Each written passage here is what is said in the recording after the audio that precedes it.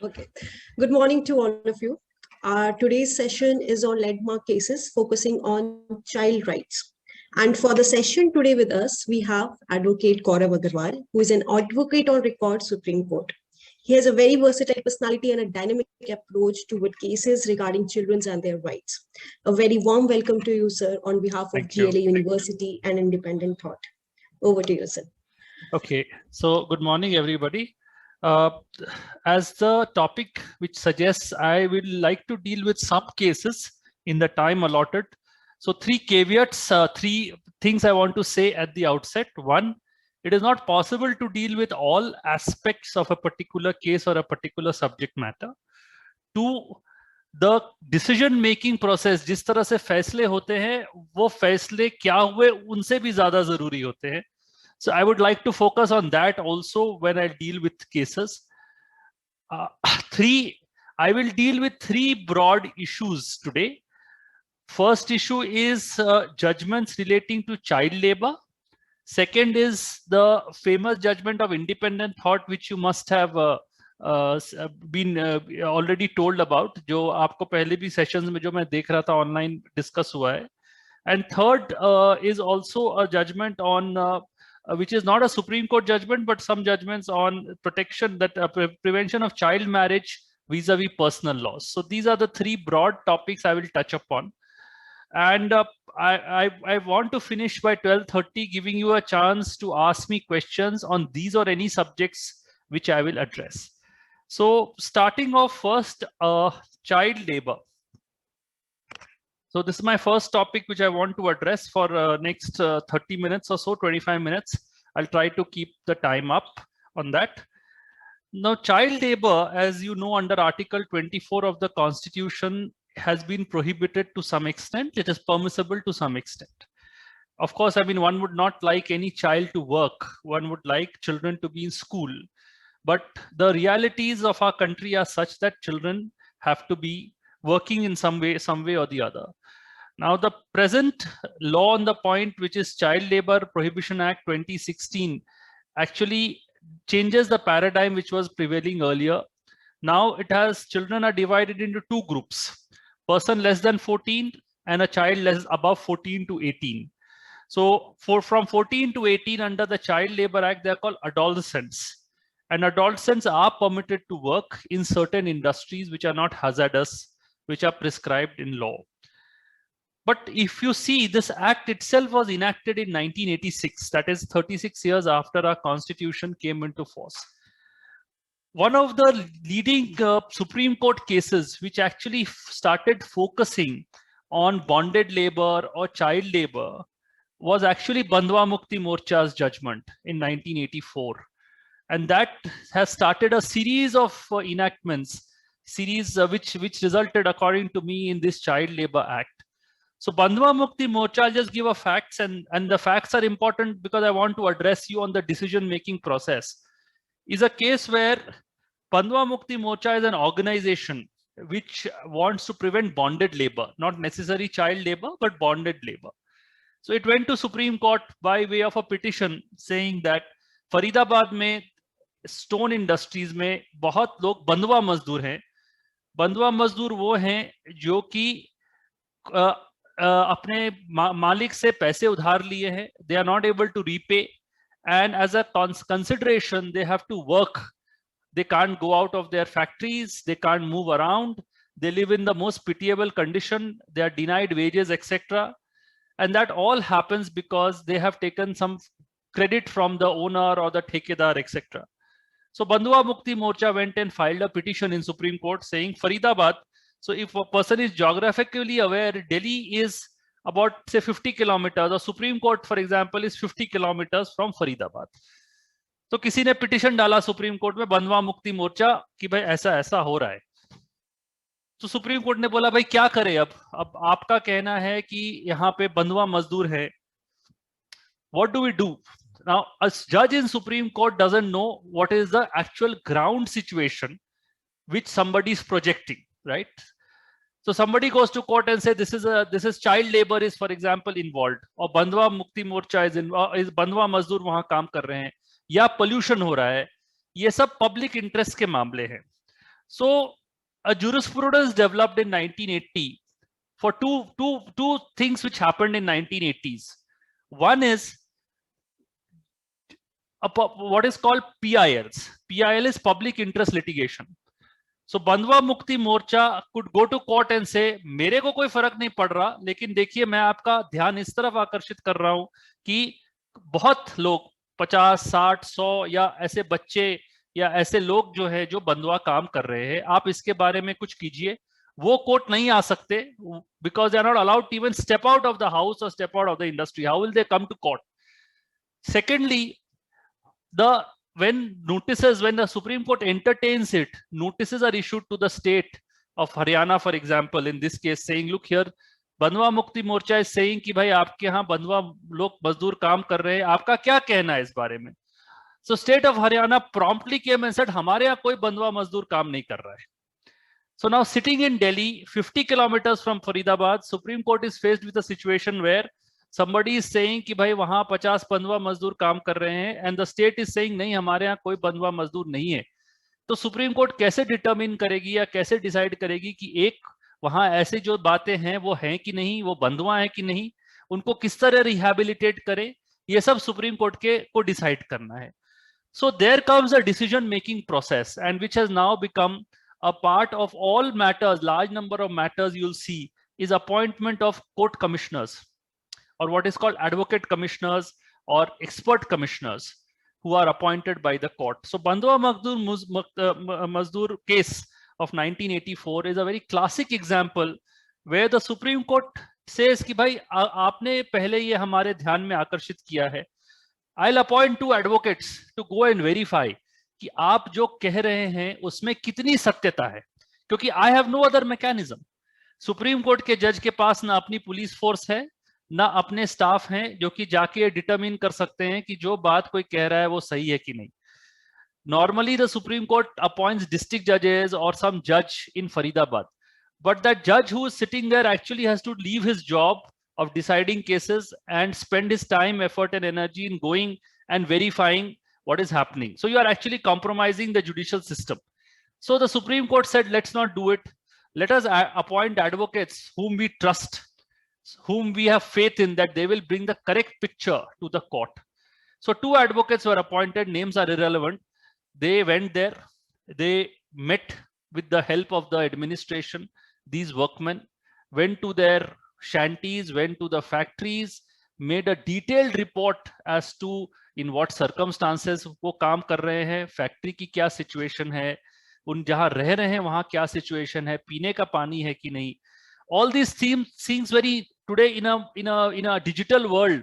It looks very easy because you can just take a video and everybody will show it. But in 1984, it was a very innovative step for Supreme Court when you didn't even have mobile phones, forget internet.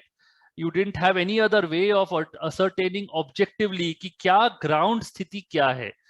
उसको ascertain करने के लिए Supreme Court ने advocates को pro bono without payment of any money, and the advocates took it upon themselves as a social cause of helping the court. They go there, inspect, make a recommendation, give a report on the factual situation, give a report कि हमारे क्या suggestions हैं. तो ये report देने के बाद कोई सोचेगा कि भाई अगर सुप्रीम कोर्ट के एडवोकेट या कोई भी एडवोकेट, फॉरगेट सुप्रीम कोर्ट के हैं, कोई भी एक इंडिपेंडेंट आदमी जाकर अगर रिपोर्ट दे रहा है तो इसको मान लेकर उस पर एक्ट करने की जरूरत है. That is the normal thing which will hack. But you will be surprised to know that state of Haryana vehemently opposed, saying who are these people, ये लोग कौन है जो आपने अपॉइंट किया, आपने कैसे अपॉइंट किया इनको, इनके रिपोर्ट की क्या वैल्यू है. All these aspects the state raised. And therefore, this judgment is very critical from a procedural point of view because it deals with all these objections, saying that we in Supreme Court are not able to see for ourselves, not able to feel for ourselves the sufferings of these people. So we are entitled to actually employ all tools, whether it is by appointment of an advocate commissioner, या कोई expert को appoint करना है, या कोई district judge को appoint करना है to give a status report. And if you have anything to say, you are most welcome to file objections, but you can't say कि भाई ये रिपोर्ट आप देखिए ही मत.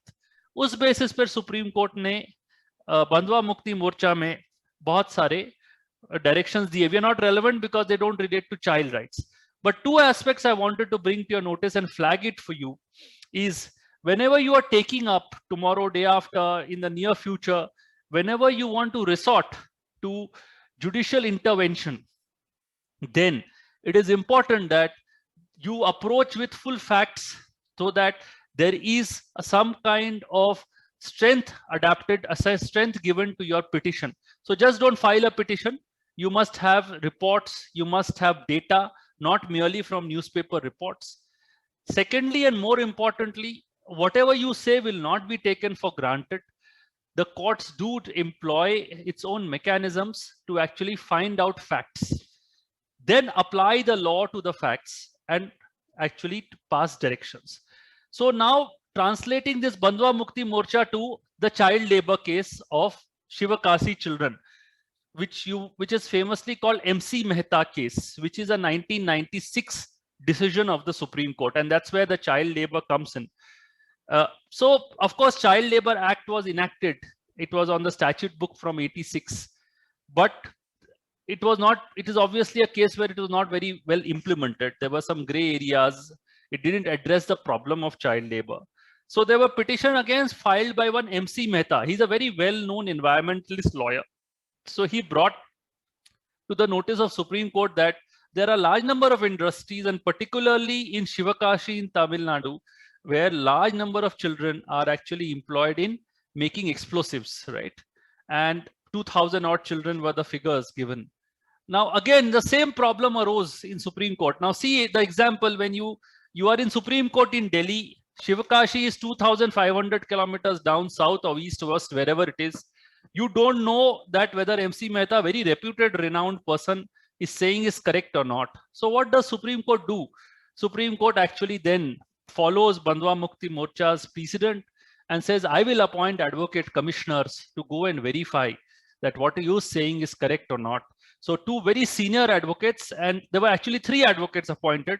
I saw for the first time 3 advocates, maybe there were earlier precedents, who traveled from Delhi, went all the way Shivakasi, went to mostly all the industries, very categorically made a documentation of the number of children involved and gave a report to the court, based on which in MC Mehta's case, Justice Hansaria of the Supreme Court in 1996, of course, gave very large number of directions. Now, these directions I will just briefly mention is that, of course, there is the Child Labor Act, which is in prohibition, that is being implemented.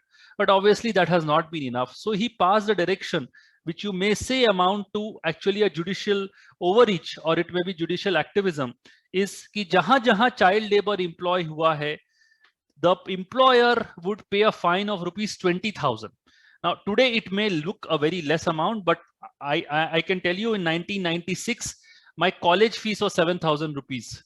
So 20,000 was a huge sum of money in 1995-96 when this direction was passed. Justice Hansaria further said that the state will add another 5,000 rupees to that kitty. So for every child labor, there will be a corpus fund of ₹25,000, which will be established for every child who's rescued. Now, what do you do after rescuing the child? And that's again a very important thing, because child labor doesn't happen voluntarily. We all know that child labor is actually forced upon the child, because the parents are not in a position to look after themselves or the child. Maybe the father is no more, maybe the father has left, maybe the mother is no more, mother has left. There is basically no earning member in the family. It may happen also as a method of exploitation, but I'm not going into it for the time being. So the Supreme Court thought of a very innovative tool for the first time in 1996, which subsequently the government has in its own policy changed it a bit. But what was important was see the judicial activism. They didn't just pass direction, ये बच्चों को छोड़ दो, बच्चों को release कर दो, नहीं, उसका कोई फायदा नहीं होता. आपने बोला कि कोई बच्चे काम कर रहे हैं, उनको पकड़ के आपने बच्चों को आजाद कर दिया. बच्चे जाएंगे कहाँ, किसके साथ रहेंगे, वो वापस इसमें आएंगे कि नहीं आएंगे? How do you ensure that? So all this thinking has gone into this judgment of Justice Hansaria, where he thought that to address the problem of child labor, if you are creating a corpus for the child, that money will be utilized for the child's benefit. And sustain himself, in addition to providing education, which that time was not a fundamental right. So that is a very, very amazing development from MC Mehta's, the judgment's perspective, because it mandated by law, which was not mandated by judgment and not by law, कि भाई आपको अगर आपने child labour employ किया है और आप पता चलता है कि आपने चाइल्ड लेबर एम्प्लॉय किया है, तो आपको 20,000 रुपए जुर्माना देना पड़ेगा। सरकार को उसमें कॉर्पस बनाना पड़ेगा, उस चाइल्ड को उस कॉर्पस के थ्रू आपको एजुकेशन या फैमिली को सस्टेन करना पड़ेगा, ताकि वो चाइल्ड दोबारा जाके चाइल्ड लेबर में ना इंगेज करे। So that is a very radical development which took place. Of course, the government has now what is called National Child Labor Project, NCLP करके एक scheme चल रही है government of India की. I don't know how effective it is, but from a lawyer's perspective, this judgment is a landmark judgment because it goes beyond the law. It gives directions which were not contemplated in law. It goes through a different process of finding out the truth, and based on its own scientific examination, the Supreme Court passed this judgment. Now, of course, there was another judgment in 2011 relating to children in circus. You know, large number of children are employed in circuses. So 2011 Supreme Court actually then came again and said, look here, these children in circus are definitely should not be allowed at all. All the circuses should be actually seen, and if they're children, they should be rehabilitated. So these two judgments on child labor actually take the vision forward, which the government is trying to do.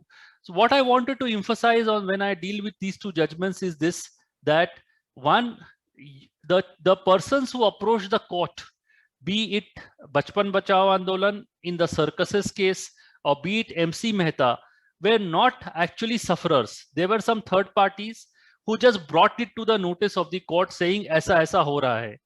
And the Supreme Court took it upon itself to actually address the problem. After doing so, they decided, how do we ascertain the facts? So they appoint commissions, they appoint commissioners, they take experts in the field and actually pass certain directions. Of course, number of these directions do not get implemented in the manner in which the Supreme Court has actually thought of it, but that's all right. Sometimes it takes care of small issues will always will remain with the implementation of these directions. Now, of course, in 2016 there has been an amendment of Child Labor Act, which makes it more stringent. Dealing with child labor is one more aspect which I would like to highlight, is child trafficking. And this, I had personal experience, which now I want to share with you. So what happens is, under this, children are not even working in an industry, they're trafficked, and they're trafficked thousands of kilometers. So you have instances where not one, not two, but 10, 15 children are trafficked from villages in, I'm just giving a state's name without any being, without trying to name or bad name a particular state. That's a traffic from Bihar, and they are sent to Rajasthan to work, right? So there is a whole number of people involved, either through relatives or through middlemen, where children are trafficked for working in an industry. So actually, I have seen in this pandemic 2 cases, one where children from A state were in B state, thousands of kilometers away, and then they were recovered or they were rescued at the instance of some NGOs who went and complained to the police. The police went and rescued them, and they actually were repatriated to their home state. Their parents were called.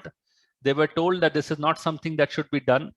The persons who were employers who were arrested and charged under Child Labor Act. There is also a provision under section 370 of IPC, 370 IPC, which prescribes serious punishment for child trafficking. So that was invoked against these accused persons. And ultimately the children went back. Now the question arose that there is a criminal case pending in, say, Jaipur, against the employer. He has employed, say, 20 children or 10 children in an industry. He's arrested. The children have gone back to Bihar. You must punish that person, who the employer, जिसने उनको use किया. But क्या हुआ, देखने में आया कि उसके खिलाफ जब क्रिमिनल केस चालू हुआ तो कोई गवाह आने को तैयार नहीं है. क्यों आएगा वो बिहार से जयपुर की दूरी तय करके 1500-2000 किलोमीटर एक दिन में आएगा? तो the accused used to get the benefit after 3 or 4 dates. जब वो ट्रायल होता था तो अक्यूज छूट जाता था, क्योंकि उसके खिलाफ कोई गवाह नहीं आया, बच्चे हैं नहीं, बच्चे आए नहीं कोर्ट के सामने। और क्योंकि ये इंटरस्टेट मामला है, इसीलिए पुलिस भी, राजस्थान की पुलिस भी उन गवाहों को नहीं ला पाई। तो फिर सुप्रीम कोर्ट में एक रिट पिटिशन फाइल हुई अभी 2020 में, शिंदे करके। उसमें कहा किसी ने, पिटिशन ने, again this is a person who is not victim, who is not concerned, he said look here, I work in child rights, I work in this kind of child trafficking issues. I am finding that large number of these culprits, so as to say, are acquitted because the children don't want to travel or don't travel thousands of kilometers to give evidence against these employers. So आप कुछ कीजिए। Supreme court में एक writ petition file हुई कि now we have video conferencing as we are speaking today in a virtual classroom. Why can't you have evidence of these children? उनकी जो गवाही है वो हम वीडियो कॉन्फ्रेंसिंग के थ्रू क्यों नहीं रिकॉर्ड कर सकते हैं? ये एक इशू सुप्रीम कोर्ट के सामने अभी 2020 में ड्यूरिंग पैंडेमिक अराइज हुआ। सुप्रीम कोर्ट ने बोला कि एक तो हाई कोर्ट के रूल्स ये परमिट नहीं करते हैं कि वीडियो कॉन्फ्रेंसिंग के थ्रू गवाही हो आज के दिन। तो हाई कोर्ट के बहुत सारे rules in between due to pandemic अपने आप बदल गए, हाईकोर्ट को बदलना पड़ा। बहुत सारे हाईकोर्ट्स ने कहा कि नहीं, हम अब वीडियो कॉन्फ्रेंसिंग के थ्रू गवाही ले सकते हैं। तो वो एक डेवलपमेंट पैंडेमिक के रीजन से अपने आप हो गई। लेकिन दूसरा एक बहुत बड़ा इशू जो आया कि कैसे हम इंश्योर करें कि कोई गवाह जो कि से पटना में है या गया में है और जो अक्यूज जयपुर में है, 1500 किलोमीटर दूर है, हम कैसे एक वर्चुअल कोर्ट रूम क्रिएट करें कि वो जो गवाही वो पटना में या गया में दे रहा है, उसको किस तरह की प्रोसीजर्स बनाए जाए कि वो गया कोर्ट में रिकॉर्ड हो जाए। ये एक सिंपल इशू नहीं है, क्योंकि इसमें अक्यूज्ड का राइट इन्वॉल्व है, इसमें टेक्नोलॉजी इन्वॉल्व है, इसमें विक्टिम्स के राइट्स इन्वॉल्व है कि वो विक्टिम जो आ रहा है वो सही है कि गलत है, इसको कोई नहीं देख पाएगा। सो सुप्रीम कोर्ट ने एक ट्रायल बेसिस पर एक 2 केसेस उठाए जिसके साथ मैं किसी तरह संबंधित था, इसीलिए आपको पर्सनल एक्सपीरियंस से बता रहा हूं। सुप्रीम कोर्ट ने एक जयपुर का केस उठाया और एक दिल्ली का केस उठाया। यहाँ पे 5 बच्चे दिल्ली में और 4 बच्चे जयपुर में ट्रैफिक्ड हुए थे बिहार से। उन्होंने बोला इसकी ट्रायल आप वीडियो कॉन्फ्रेंसिंग के थ्रू करो। बच्चे गया में हैं और ये ट्रायल जयपुर में चल रहा है। तो दोनों हाई कोर्ट्स के रजिस्ट्रार्स ने मिलके एक एडमिनिस्ट्रेटिव तरीके से एक सॉफ्टवेयर वेबएक्स के थ्रू वीडियो कॉन्फ्रेंसिंग करने का अरेंजमेंट किया। जज साहब ने एक डेट दी कि इस दिन हम गवाही वीडियो कॉन्फ्रेंसिंग से करेंगे। बच्चों को उस दिन का समन गया कि भाई आप जयपुर मत आइए, आप गया के डिस्ट्रिक्ट कोर्ट में जाके वहां पे अपनी गवाही रिकॉर्ड करिए। तो ये एक प्रोसेस हुआ। जिस दिन टाइम डेट मुकर्रर हुई उस दिन जज साहब, जैसे मैं अगर बैठा हूं जयपुर में जज, तो मैं लॉग इन किया।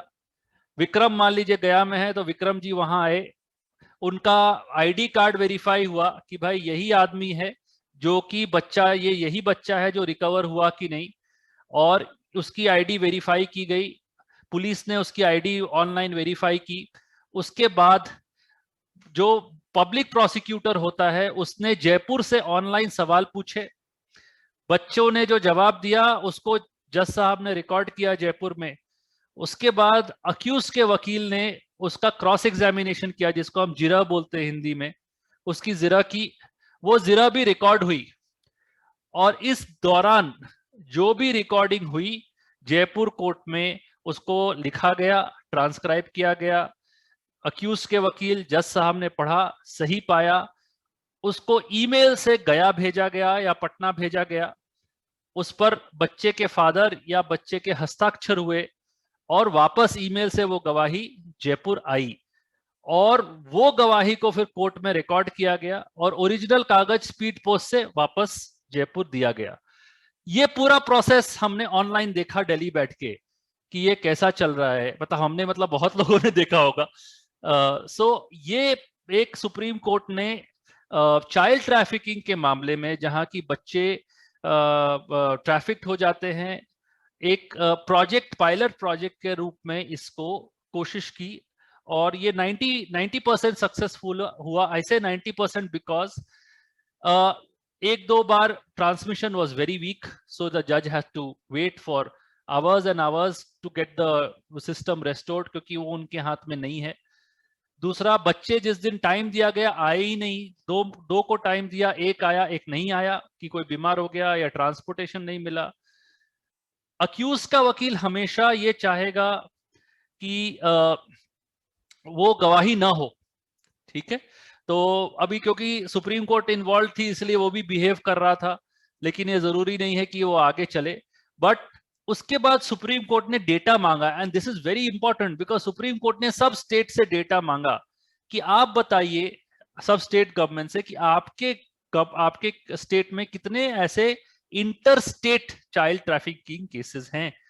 और वो data was it was phenomenal. Delhi में 50 केस हैं, केरला में 60 केस हैं, जहां की बच्चे बंगाल के हैं, असम के हैं, और केरला में तो पंजाब के हैं और बिहार के हैं। तो अगर उनको आप गवाही देने लाओगे तो 3000 किलोमीटर कोई आएगा नहीं, वो अक्यूज छूट जाएगा।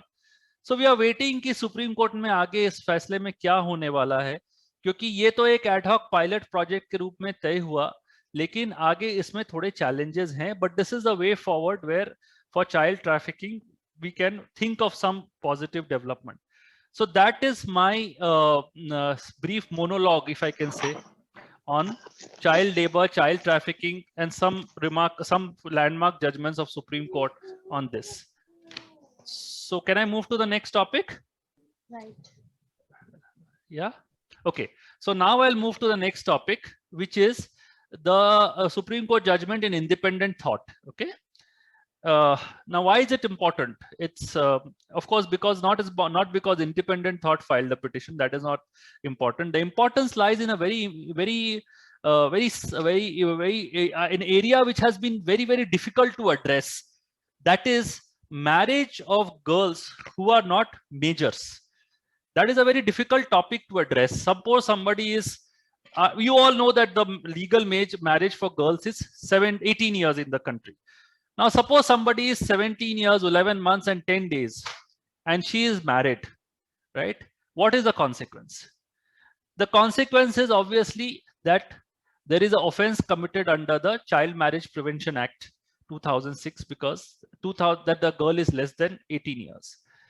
But the marriage is valid. Nobody is saying कि वो marriage illegal है, except in Karnataka, जहाँ पे specific amendment है कि any marriage with a girl less than 18 years is void. तो वो शादी को कानून मानेगा ही नहीं अगर daughter, if the child or girl child is less than 18 years. तो take a hypothetical case कि एक लड़की है जिसकी उम्र 17 साल 11 महीने और 10 दिन है और उसकी शादी हो गई है, और it's a violation of law. It is not in accordance with law, but the law says, well, that is maybe a violation, but shadi is valid. Now, as you know, the legal age for consent has been enhanced to 18 years. That is, consent for sexual intercourse was earlier 16 saal. Now, after the 2013 amendment to the to the IPC, the legal age for consent was 18 years. So, a very, जिसको हम लोग law में बोलते हैं dichotomous situation arose after this amendment, was that if a girl is 16 years and married off, then husband doesn't commit an offense of rape on her. But if the girl is not married, then the person is guilty of rape. So this was and then POCSO Act came in 2012, which actually made a bit more complex, because under POCSO, marriage was not an exception at all. So a girl child who was less than 18 was there was any sexual offense committed, the person was guilty irrespective of the fact that the person was her husband or not. So this exception of 375 IPC, which we call it, where the husband of a girl was not guilty of any offense of rape if the girl was above 15 years. So this was the exception which was there. So a dichotomous situation arose where if the girl is say 16 or 17, so between 15 and 18, if the girl was between 15 and 18, you can marry that girl off and the husband will not be guilty of rape. So independent thought went to court, Supreme Court in 2014, immediately after this amendment. 2014, I think. With this, immediately after this amendment, saying there's no reason why, when you say that the legal age for marriage is 18, POCSO Act is applicable to all, that this exception under 375 IPC should remain. This will encourage children to be married before the age of 18 years. And therefore, this exception is unconstitutional. Now, I'll just digress on this part from here and take you to an aspect of unconstitutionality a bit, because that's for us important to understand how the Supreme Court or any court will see. अब आपके सामने, आप एक जज है, आपके सामने कोई आके बोल रहा है कि देखिए सर, नॉर्मली गर्ल चाइल्ड का कंसेंट एज 18 है, अगर वो लड़की शादीशुदा है तो 17 हो या 16 हो, anything above 15, it is not the consent of this not required if the person is her husband. ये गलत है. तो जज साहब ने पूछा कि क्या गलत है इसमें? उसकी शादी हो गई है, वो 15 साल से ऊपर है. You can't make her husband be sending to jail. She should have said no to getting married at the first place, or she should not have been married at all. So here the question is, इसमें कौन सा संविधान का प्रावधान violate होता है, आप हमें बताइए. So this was a question which fell from the court when we were there in the matter, and therefore it was a very historical exercise, which I think in the first lecture you must have seen, or second lecture where Vikram was addressing you with a chart, how the age of consent has increased over a period of time. And we were able to demonstrate to the court that this provision of 15 years in the exception is what we termed as completely arbitrary. कोई तुक नहीं है इसका 15 साल रखने का, कोई reason नहीं है कि हम इसको 15 साल रखें. क्यों आप 15 साल रख रहे हैं? जब 18 साल आपका लीगल एज मैरिज का है, पॉक्सो के अंडर 18 साल से कम जो भी लड़की है वो माइनर है, उसके साथ कोई भी अगर वो होता है ऑफेंस तो उसके लिए हम सजा देते हैं. तो क्यों आप 15 साल रखे हुए हैं? इसकी शादी की उम्र भी 18 साल है, तो 15 साल आपने यहाँ एक्सेप्शन में क्यों रखा है? इसका जवाब किसी के पास नहीं है, ना हो सकता है. तो जैसे अब ड्राइविंग की एज 18 साल क्यों है, 17 साल क्यों नहीं है, 19 साल क्यों नहीं है? वोटिंग की एज 18 साल क्यों है, 19 साल क्यों नहीं है? पहले 21 साल थी, अब 18 साल है. So it's a very difficult question which the government faced कि भाई हमने इस exception को कैसे justify करता है. Ultimately, the government was not able to give any justification for why this age of 15 years in the exception was retained. And therefore, the court said that this word 15 years should be read as 18 years. On two grounds. One, it has no logic. There must be some logic to the law.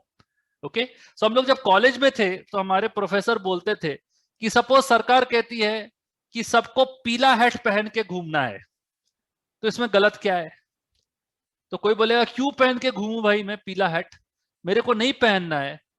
तो सरकार को कानून बनाने से पहले कुछ justification होना चाहिए कि नहीं ये एक बहुत बड़ा इशू है, राइट? फॉर एग्जाम्पल, हम लेफ्ट में ड्राइव करेंगे, राइट में क्यों नहीं ड्राइव करेंगे? हम हेलमेट पहनेंगे, अगर हेलमेट पहनने से हमीर को बचाव होता है, लेकिन सरकार बोलती है आप हेलमेट पहनो या सीट बेल्ट पहनो. So it is in criminology you call it what is called protection measures, जो कि government is entitled to protect people. So the government has failed in its duty to protect girl children above the age of 15 years by providing this exception, and therefore the government the 15 years is actually without any basis at all in law. Secondly, it was discriminatory. Discriminatory जो है ये एक arbitrariness से अलग प्रावधान है. Discriminatory is two identically situated people are treated differently by law, then it becomes discriminatory, right? So the constitution does not permit the parliament or the government to treat people discriminatorily. So the court came to the conclusion that there is discrimination. A girl child this would have been otherwise an offense. You simply marry her off, and you say this is not an offense. How two children who are 16 years of age can be treated differently because of marriage was the other aspect of the court's ruling in independent thought. Now, this is what I want to say about the judgment, but there are a number of things which I want to share about this judgment since we were associated with it. One was the wide variety of sociological inputs which went in the decision-making process. So you would find a reference to National Family Health Surveys, right? अभी एक court of law में आप बोलेंगे government के सर्वे से क्या लेना देना हमको. I have as a court of law to decide on legal principles. So reference to National Family Health Surveys is a very critical and value addition which I find in this judgment, because it is relying on government's own reports to come to conclusion that on the basis of these reports, the government could not have come to its own decision like this. So that's a very important development where you can cite reports, etc., to construe statutes, which is a very, very difficult proposition at times to address. It is always affecting the court कि हम क्या use करें, क्या ना करें, क्योंकि देखिए हर report में there is a plus factor and a minus factor, right? Now, when you cite one report, you will find a completely contrary report. You can't take one and ignore the other, right? So the government said there are reports and reports, ABC reports, but the court said, look, here I am relying on your report, which is a very authentic document. So you can't say that you don't rely on my report. So that is a very important part of this thing. Secondly, Kanun mein, I just wanted to flag, it may be legal, little technical for people who are not in the profession, is what is called lawmaking by judges. So you are faced with a situation जहां 15 साल कानून में लिखा है. कानून मतलब parliament ने एक कानून में लिख दिया कि 15 साल के ऊपर अगर वो लड़की है तो उसकी शादी अगर हो गई है तो उसके हस्बैंड ने कोई ऑफेंस नहीं किया है. अब उस 15 साल का हम क्या करें? हम तो 15 साल को 16 साल कर नहीं सकते, ये तो पार्लियामेंट का काम है. लेकिन you would find that actually in independent thought, the judges, what you call by judicial lawmaking, if I may say so, said and I think that's very important, that the word 15 years should be read as 18 years. And I think that is a very important statutory in the sense it is a kind of judicial lawmaking by the judges, because they did not strike it down. Otherwise, it would become problematic, which I'll explain to you later. So it read, and I'll just quote what the Justice Lokur said in the Supreme Court judgment, and you can note it, it's page para 107, and I'm quoting here. Therefore, we are left with absolutely no other option but to harmonize the system of laws relating to children and require exception 2 to section 375 IPC to now be meaningfully read as sexual intercourse or sexual acts by a man with his own wife, the wife not being under 18 years of age. So what the Supreme Court said is, हालांकि कानून में 15 साल लिखा है, लेकिन हमारे अनुसार ये 18 होना चाहिए, इसीलिए इसको ऐसे पढ़ा जाएगा. Now, normally, I mean, this judgment has to be accepted. The government has, to the best of our knowledge, not filed a review. Nobody has said this judgment, I mean, should be reviewed, or Parliament, of course, can't do it anymore, is binding. So they should have statutorily amended this 15 to 18, but they have not done so. So when you read a law, and now I'm digressing from this judgment again, when you read a provision today, suppose you take any book on IPC, you read section 375, you will find 15 years still written there.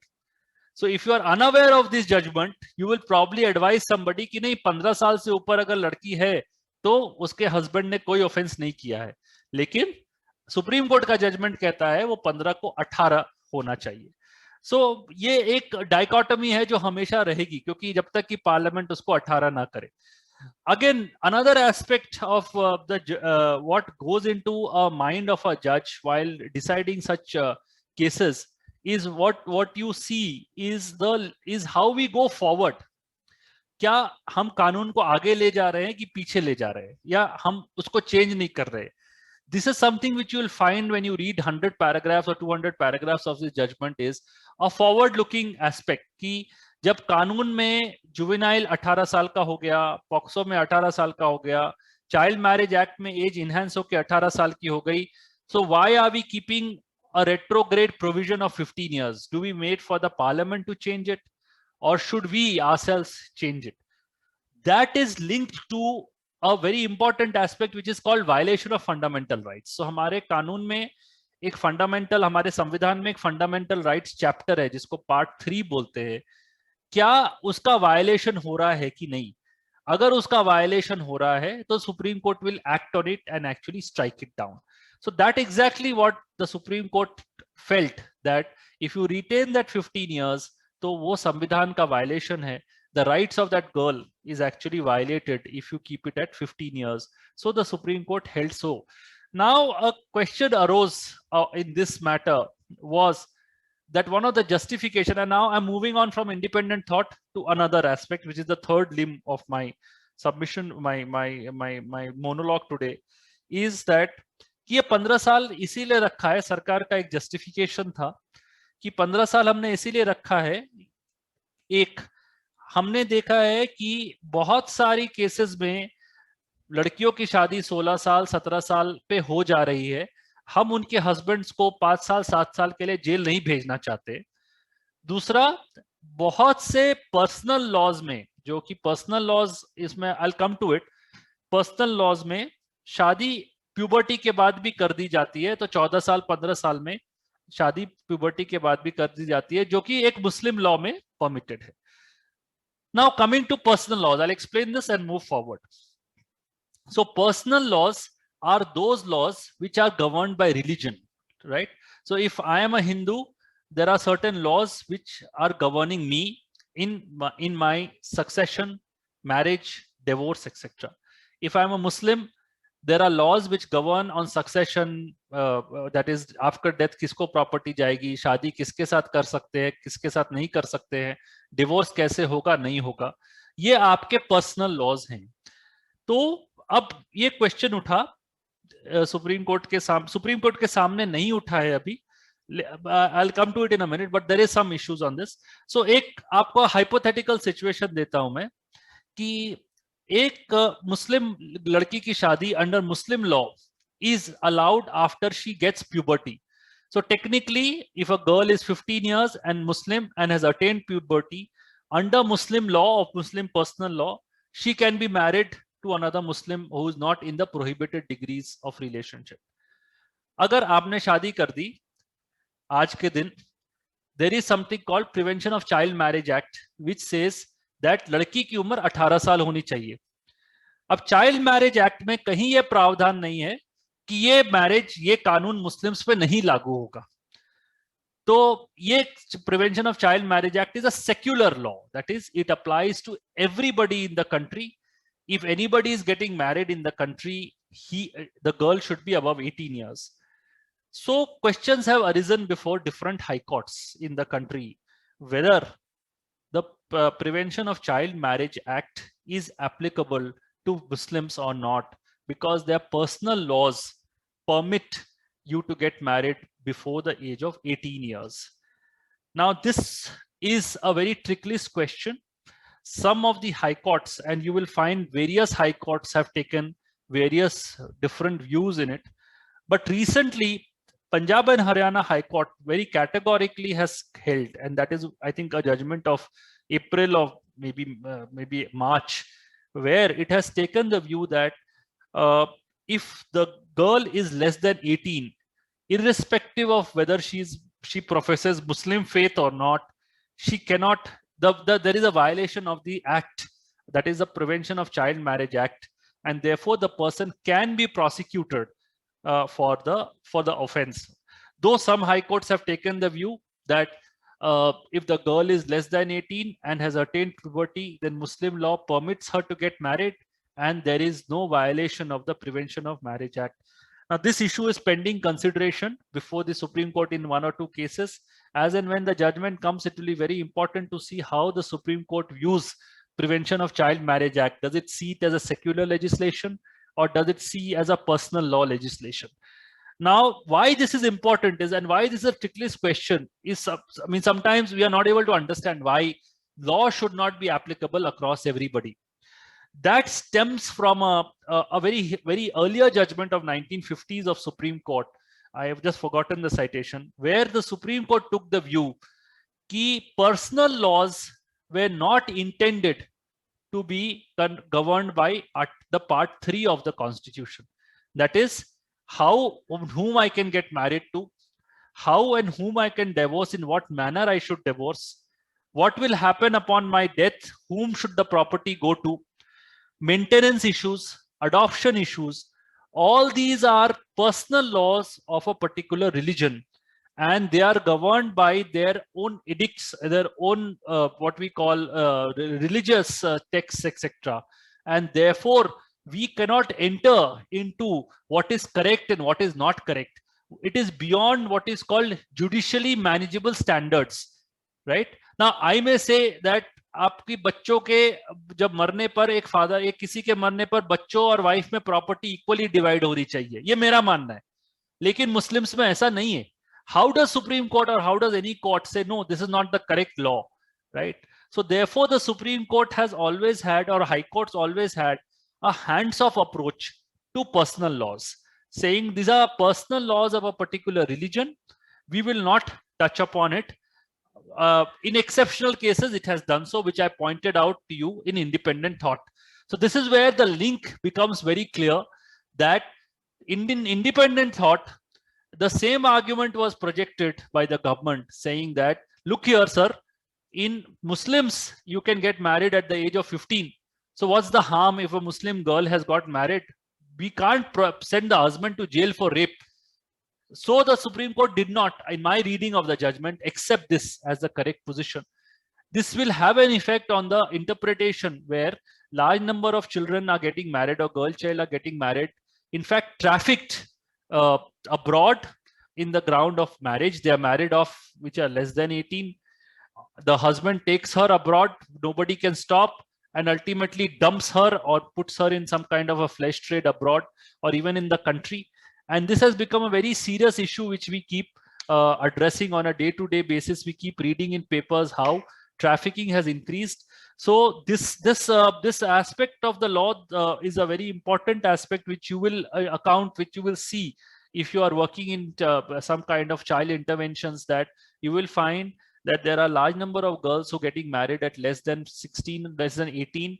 You are faced with a situation where the marriage is valid, the girl and the husband and other family members are committed an offense under the Prevention of Child Marriage Act, and you will have to take a balanced view on how things should go forward.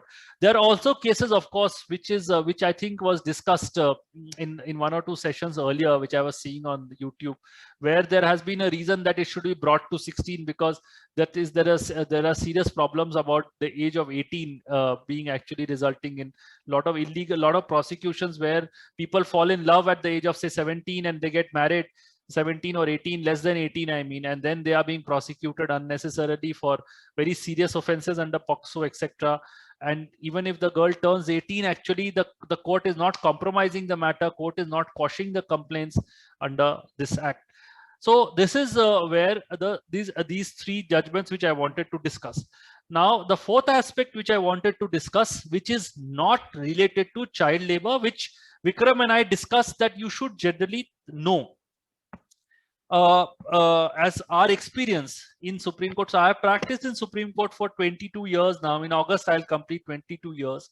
So I wanted to share with you some aspects of Supreme Court practice, if that is okay with you, because that may bore you a bit, but it will give you some insights onto how the system has worked, changed, and what is the scope. So I just intend to take 15-20 minutes of that time and then take your questions after that. So Supreme Court practice, I mean, is a different practice from what I have seen in what is called the trial court, which is the beginning part of a case, the High Court, which is normally an appellate court, and the Supreme Court, which is the highest court in the country.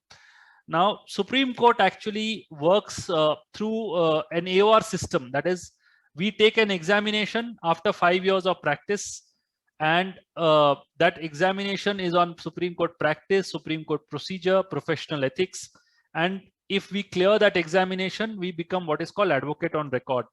If I become an advocate on record, I'm entitled to file petitions, I'm entitled to argue, I'm entitled to actually assist the court in whichever way is possible.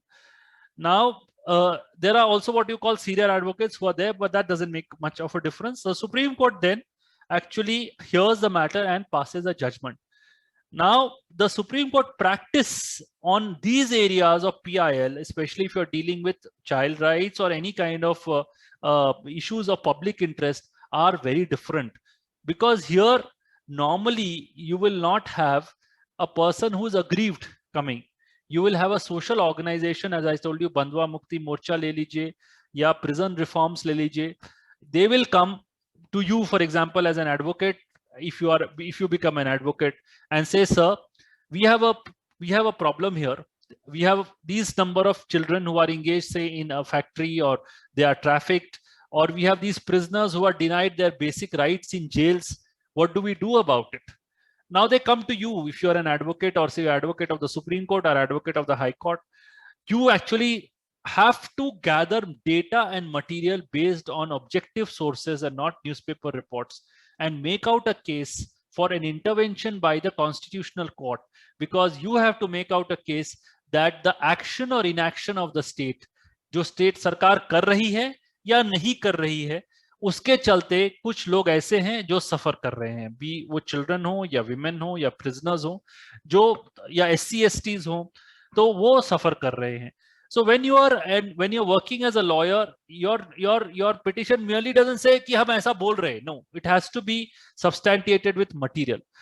And that's where your inputs in any subject matter, be it child rights, be it human rights, actually comes in. Because your intention will be good.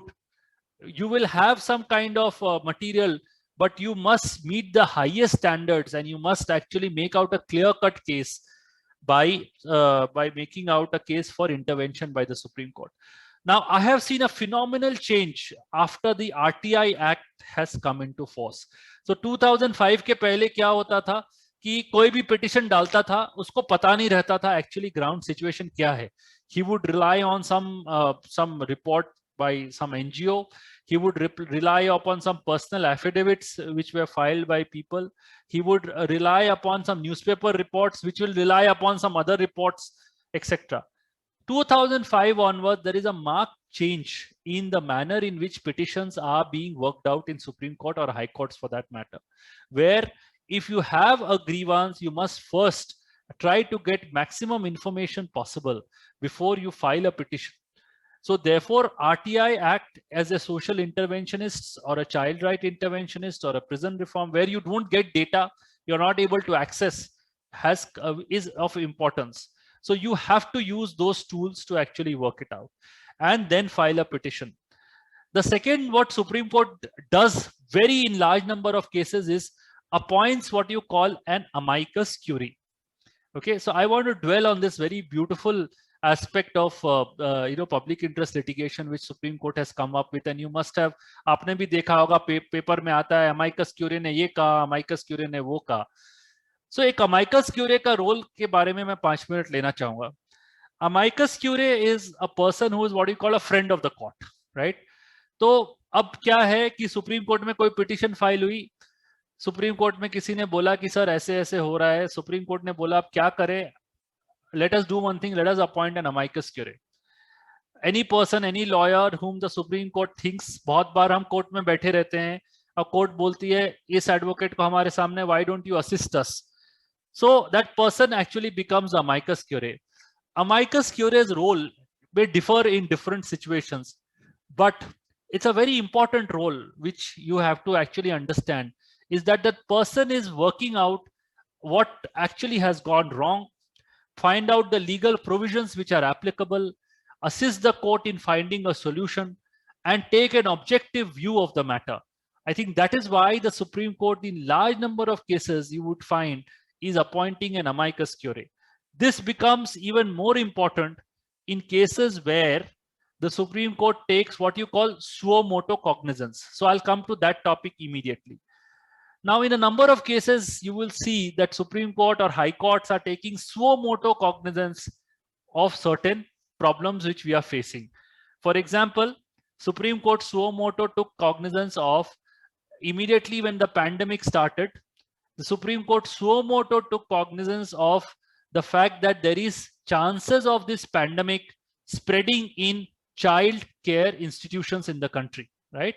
So the Supreme Court registered a petition which is called suo moto petition number 4 of 2020, if I am not mistaken, and on its own, without on its own understanding of how the system works, on 3rd of April 2020 issued a large number of directions so as to prevent the spread of coronavirus in child care institutions.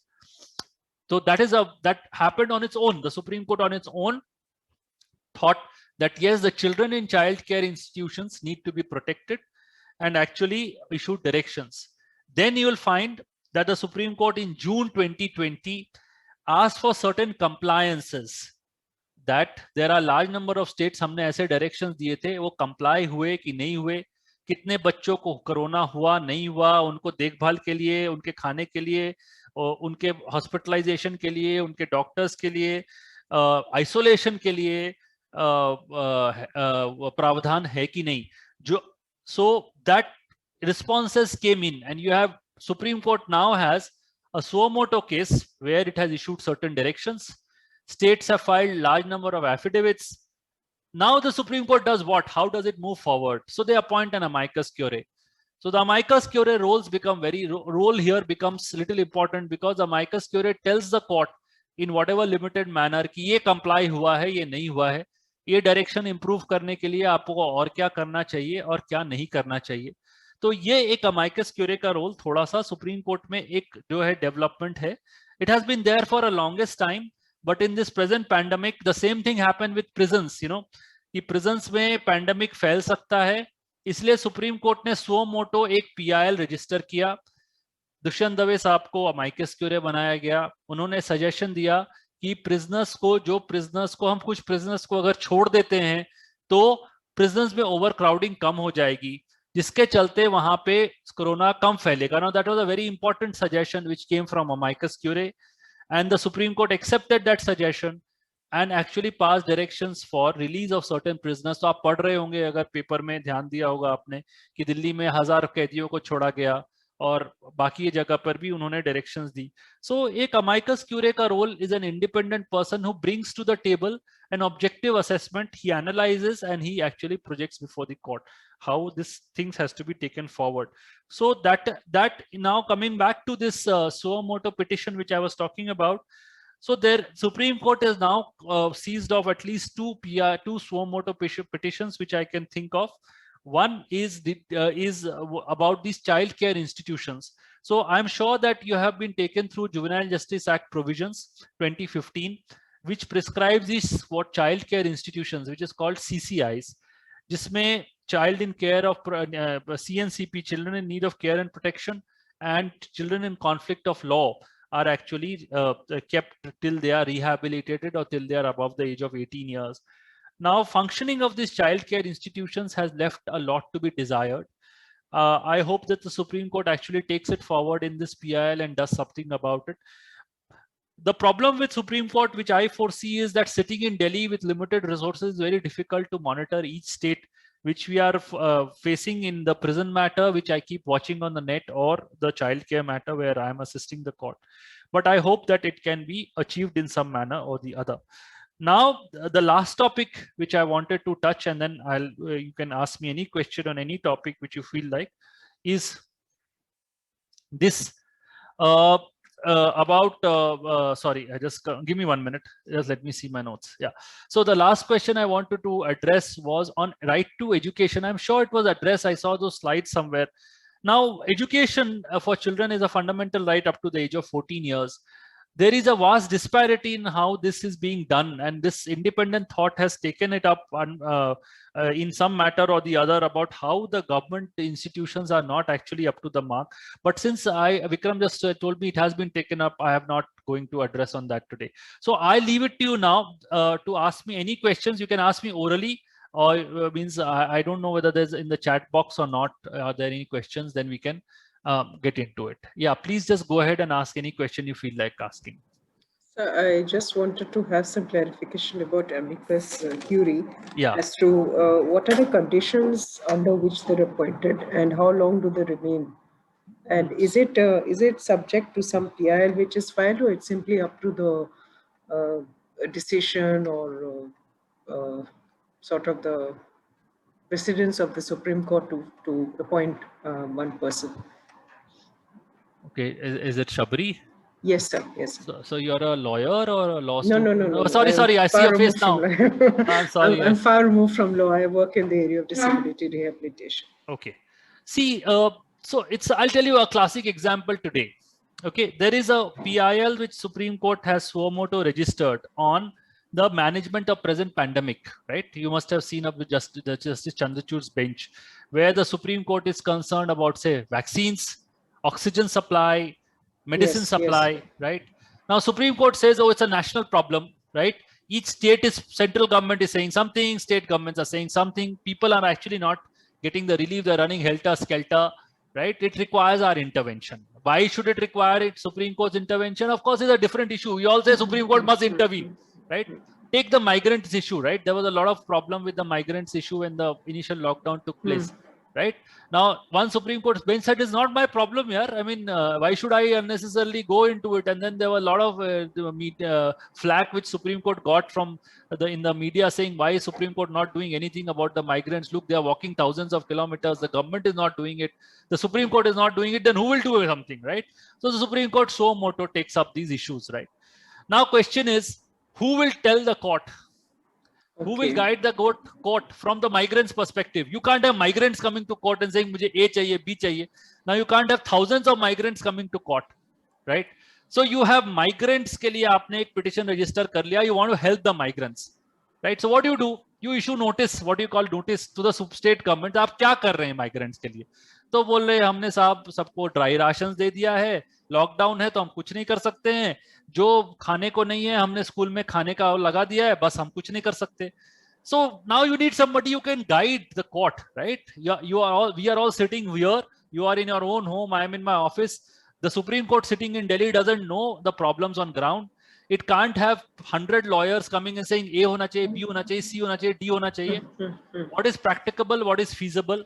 So they appoint a senior advocate normally. Normally, it is an advocate who has some kind of, a substantial practice. Why substantial practice is because by experience, you get knowledge. By experience, you get to know what's happening. People trust you more. He is able to then reach out to people like you, for example. If I have something in child rights, the first person will be Vikram. So I'll call Vikram and say, Vikram, give me the what you think is what is the position, right? So now I will say call Arlene. I don't know whether you know her or not. Suppose I am a child rights, I'll call Arlene Manoharan. I'll call somebody in Rajasthan, right?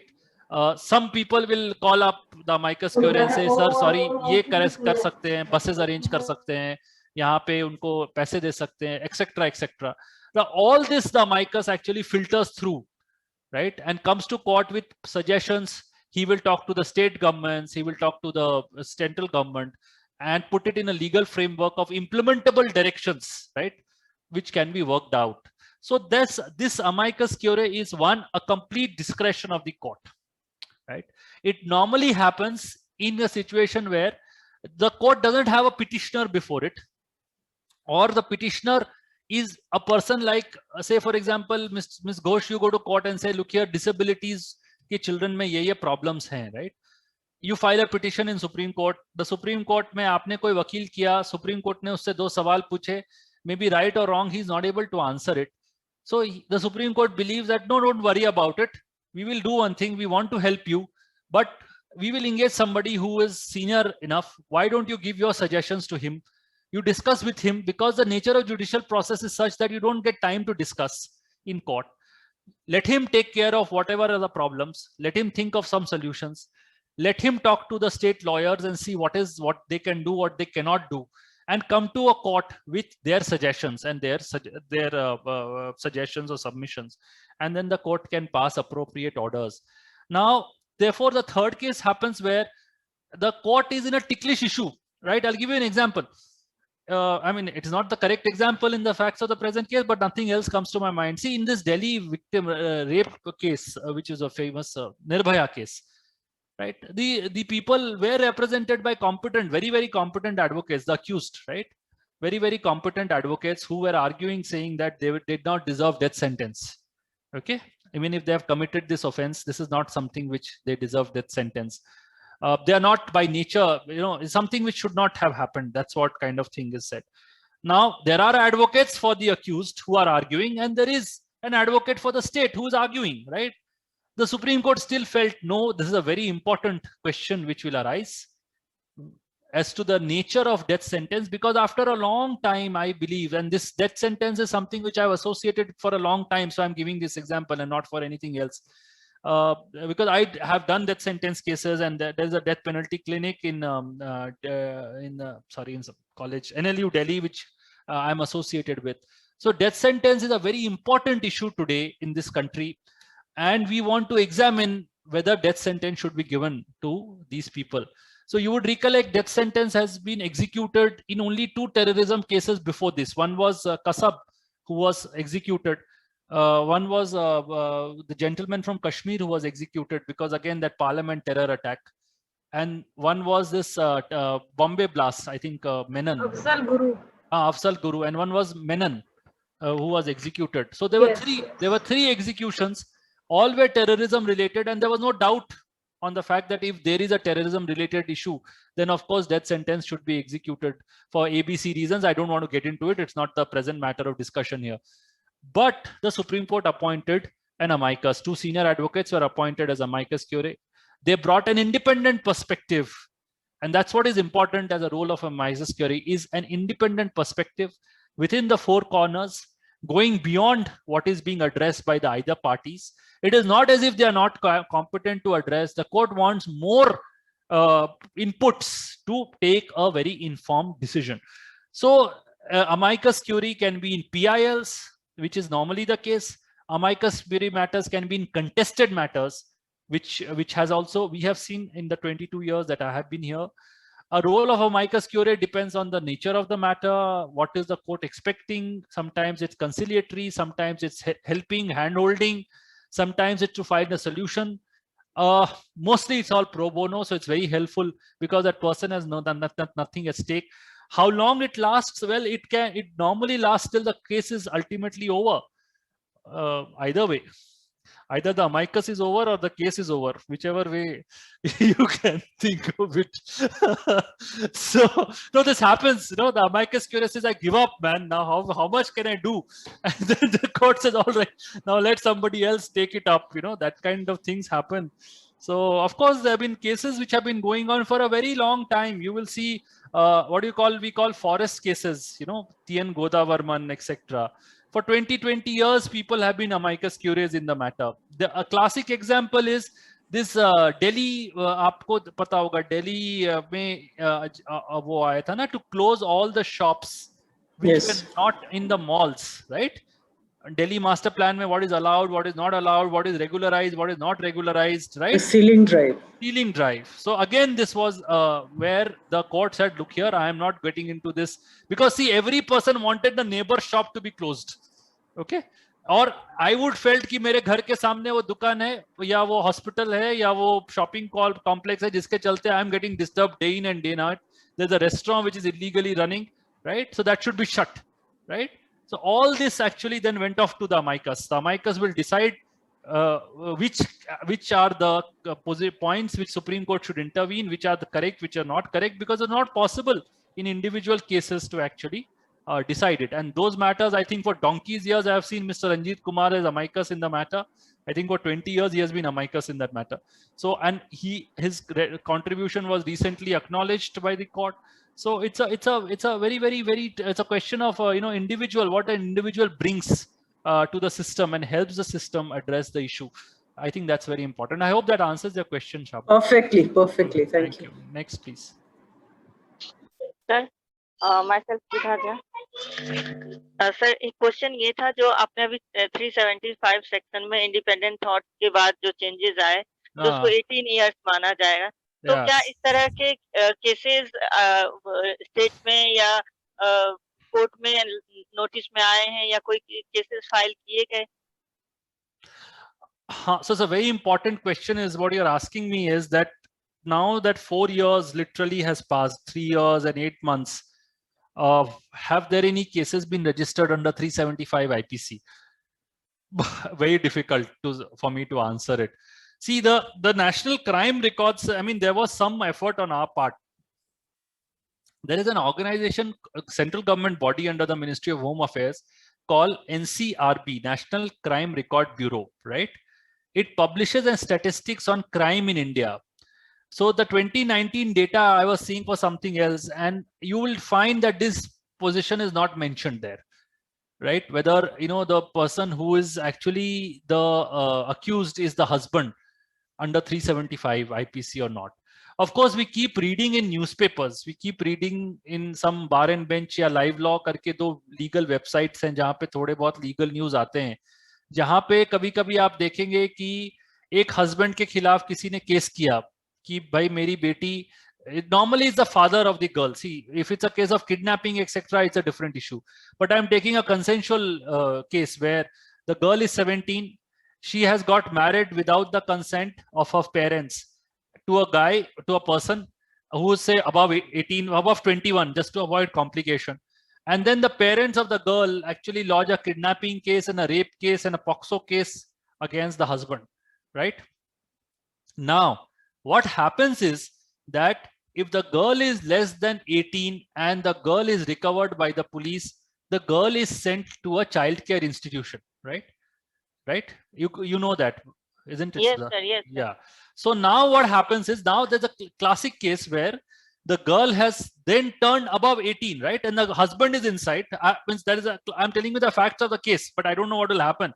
So there was a girl who was in Patna sent to a Nari Niketan, right? And in March of 2021, she became major, right? And now both of them have petitioned the court saying that this was a completely consensual relationship.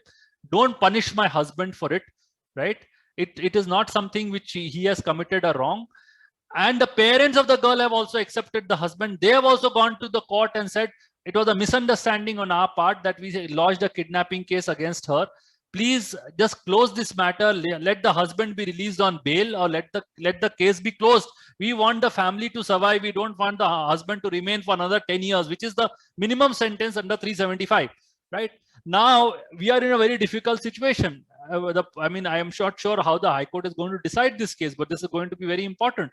Now, High Court, I don't think so will quash the case, right? Because it will encourage deviant behavior. So this is the problem which we'll face, but it will face at any age, you know, whichever deadline you fix. If you fix 18, you will have girls at 17 years, 11 months. If you fix 17, you may have girls at 16 years, 10 months. If you fix 16, I mean, that will be disastrous, but let us assume for the time being you fix 16, you will have 15 years, 11 months, 18 days, a girl child at 15 years. So where do you draw the line is the biggest question. And wherever you draw the line, you will have somebody who will fall on the left side of the line and somebody will fall on the right side of the line. But that line has to be drawn. And if the line is drawn, then the consequences of drawing that line has to follow. आपने अगर बना दिया 18 साल, तो आपको वो मानना पड़ेगा. अब आप बोलोगे शादी करके ये माफ हो जाएगा, तो फिर 15 साल के लिए भी माफ हो गया, 14 साल के लिए भी माफ हो गया, या 16 साल के लिए भी माफ हो गया. तो या कहाँ आप लाइन ड्रॉ करेंगे? तो ये एक बहुत बड़ा प्रॉब्लम है. ऑफ कोर्स ये केसेस मुश्किल हैं इसको आंसर करना, लेकिन अभी तक मेरे जहन में नहीं है कोई भी कि जिसने कोर्ट ने ये बोला हो कि भाई ये शादीशुदा थे और इनकी उम्र उस समय 18 से कम थी, हमारे सामने इसकी स्टेटमेंट रिकॉर्ड हुई है, ये 18 साल से ऊपर है और इसीलिए हम ये केस बंद करते हैं, ऐसा अभी तक नहीं आया है. लेकिन सर हमारे सिटी में एक केस आया था जिसमें बिलो 18 की गर्ल और उसने अपनी मर्जी से शादी की और फिर उसके पेरेंट्स ने केस कर दिया जो हमारी बेटी का फ्यूचर वहाँ सिक्योर नहीं है. करेक्ट. कोर्ट ने उनके मतलब जो ससुराल की तरफ था उन्हें ही बच्ची को सौंप दिया. तो ये क्योंकि इसका एग्रीमेंट है, बच्ची चाह रही है तो ये वहाँ रहेंगे. फिर उनके पेरेंट्स का कंसर्न था जो मेरी बच्ची का फ्यूचर वहाँ पे सिक्योर है कि नहीं पता नहीं, उसके साथ कुछ गलत कल को हो जाए इसका हमें पता नहीं है. तो इस तरह के केसेस काफी देखने को आते हैं.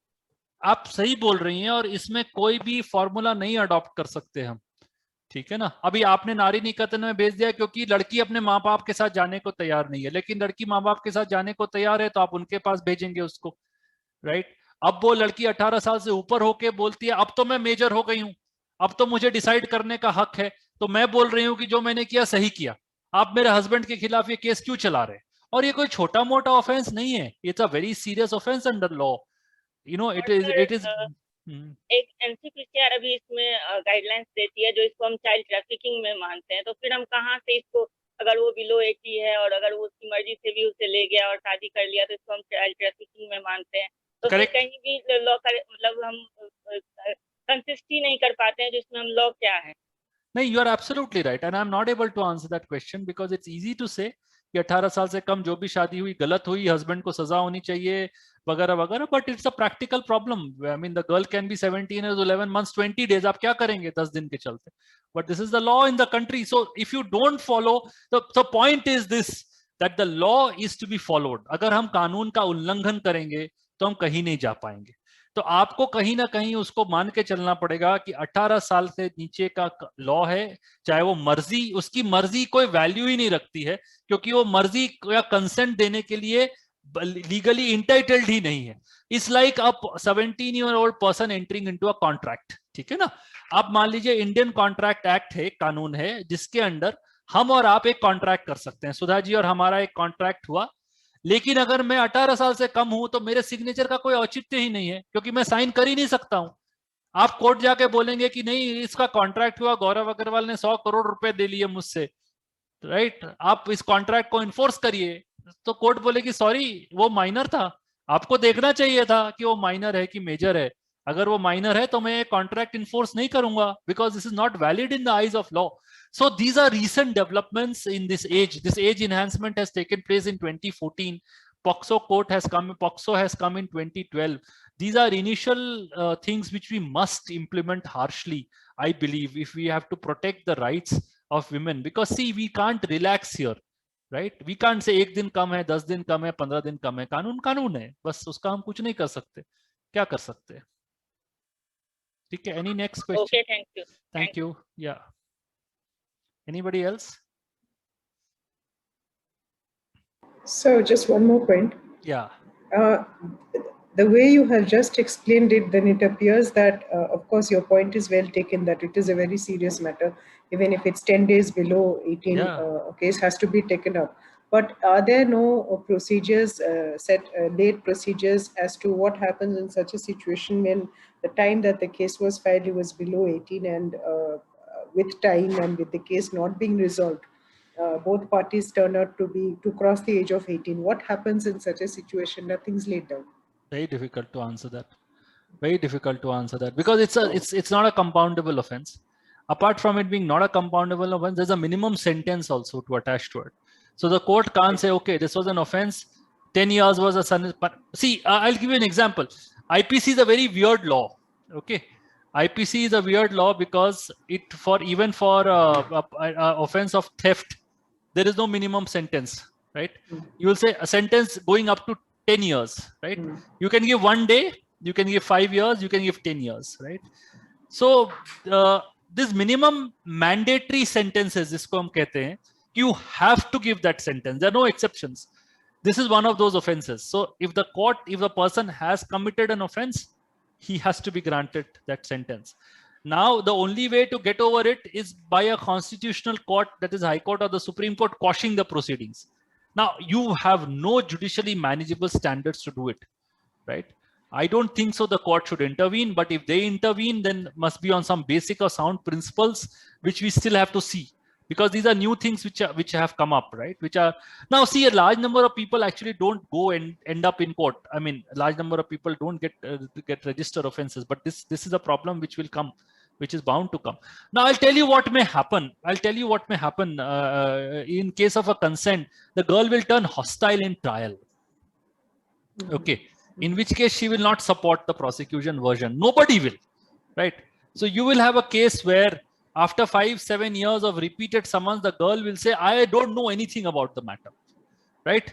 This is what I foresee will happen in such cases. So after you can't force me to give evidence, right? At the most, you can issue me a summon to come to court, right? I go to court to give evidence saying आपने शादी किया था, मुझे नहीं पता, आपकी as क्या है, मैं नहीं बता सकती, आपको ये ध्यान है, मेरे को कुछ याद नहीं है, आप कौन है, मुझे कुछ पता नहीं है, right? What will the judge do, right? The problem arises when the victim's 164 statement is recorded, right? Because then victim 164 statement is recorded, it becomes a part of the judicial process. Then she will be having a very difficult situation giving some contrary evidence in court. So the lawyers will advise you how to actually get around it, right? So I think that is what is bound to happen in over a period of time. Neither the victim's family, that is the girl's family, neither the girl nor the husband's family or anybody for that matter will be able to give any evidence in court. Now you will only be left with that investigating officer who will say ऐसे ऐसे मेरे खिलाफ FIR हुआ था, हमने ये evidence gather किया, अब उस बेसिस पर आप अक्यूज को सजा दे सकते हैं कि नहीं, is another issue altogether. So the judge may finally acquit and ultimately that case will get closed and be over with, right? So that is how this, I see this fanning out over a period of time. But during this entire process, which will take 5 years, 7 years, 10 years at the minimum in the present system, that person will have to be actually, facing the legal process, even if the girl was one day less than 18 years. And if somebody had gone and complained to the police, or the police had themselves come and registered, because these are cognizable offenses. Okay, so it's a ticklish issue, but we must follow the law, is what I believe. Hi Gaurav. Hi Ranjana ji. मैं जो अभी discussion चल रहा है, in fact चूंकि उस phase में रही हूँ और yeah. Yes, so I just want to share a mix of my experience on this thing. In fact, when in 2017 this judgment has been passed, and my tenure was for lasted last year September to 2020, and in this phase a mix of cases has come in this regard, and I would say कि अच्छी भी चीजें थी और कुछ disappointing चीजें भी थी. तो sometimes we have received cases of child marriage, जैसा आपने अभी कहा. 164 स्टेटमेंट में बच्ची ने पूरी तरीके से एक्सेप्ट किया कि उसके साथ फोर्सफुली शादी की गई. Ranjana ji, 1 second, give me 1 minute. There's somebody at the door. Just give me 1 second. Yeah.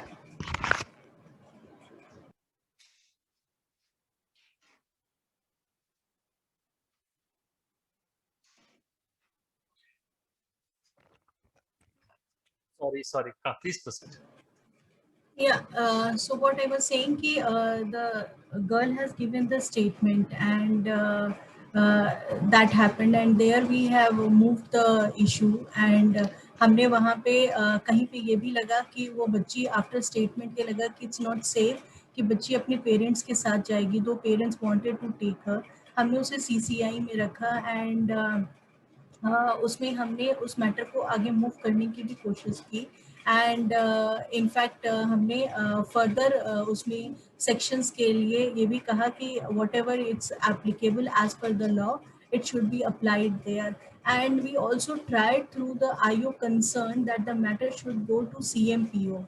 And in Delhi case, the CMPO is the SDM of the area.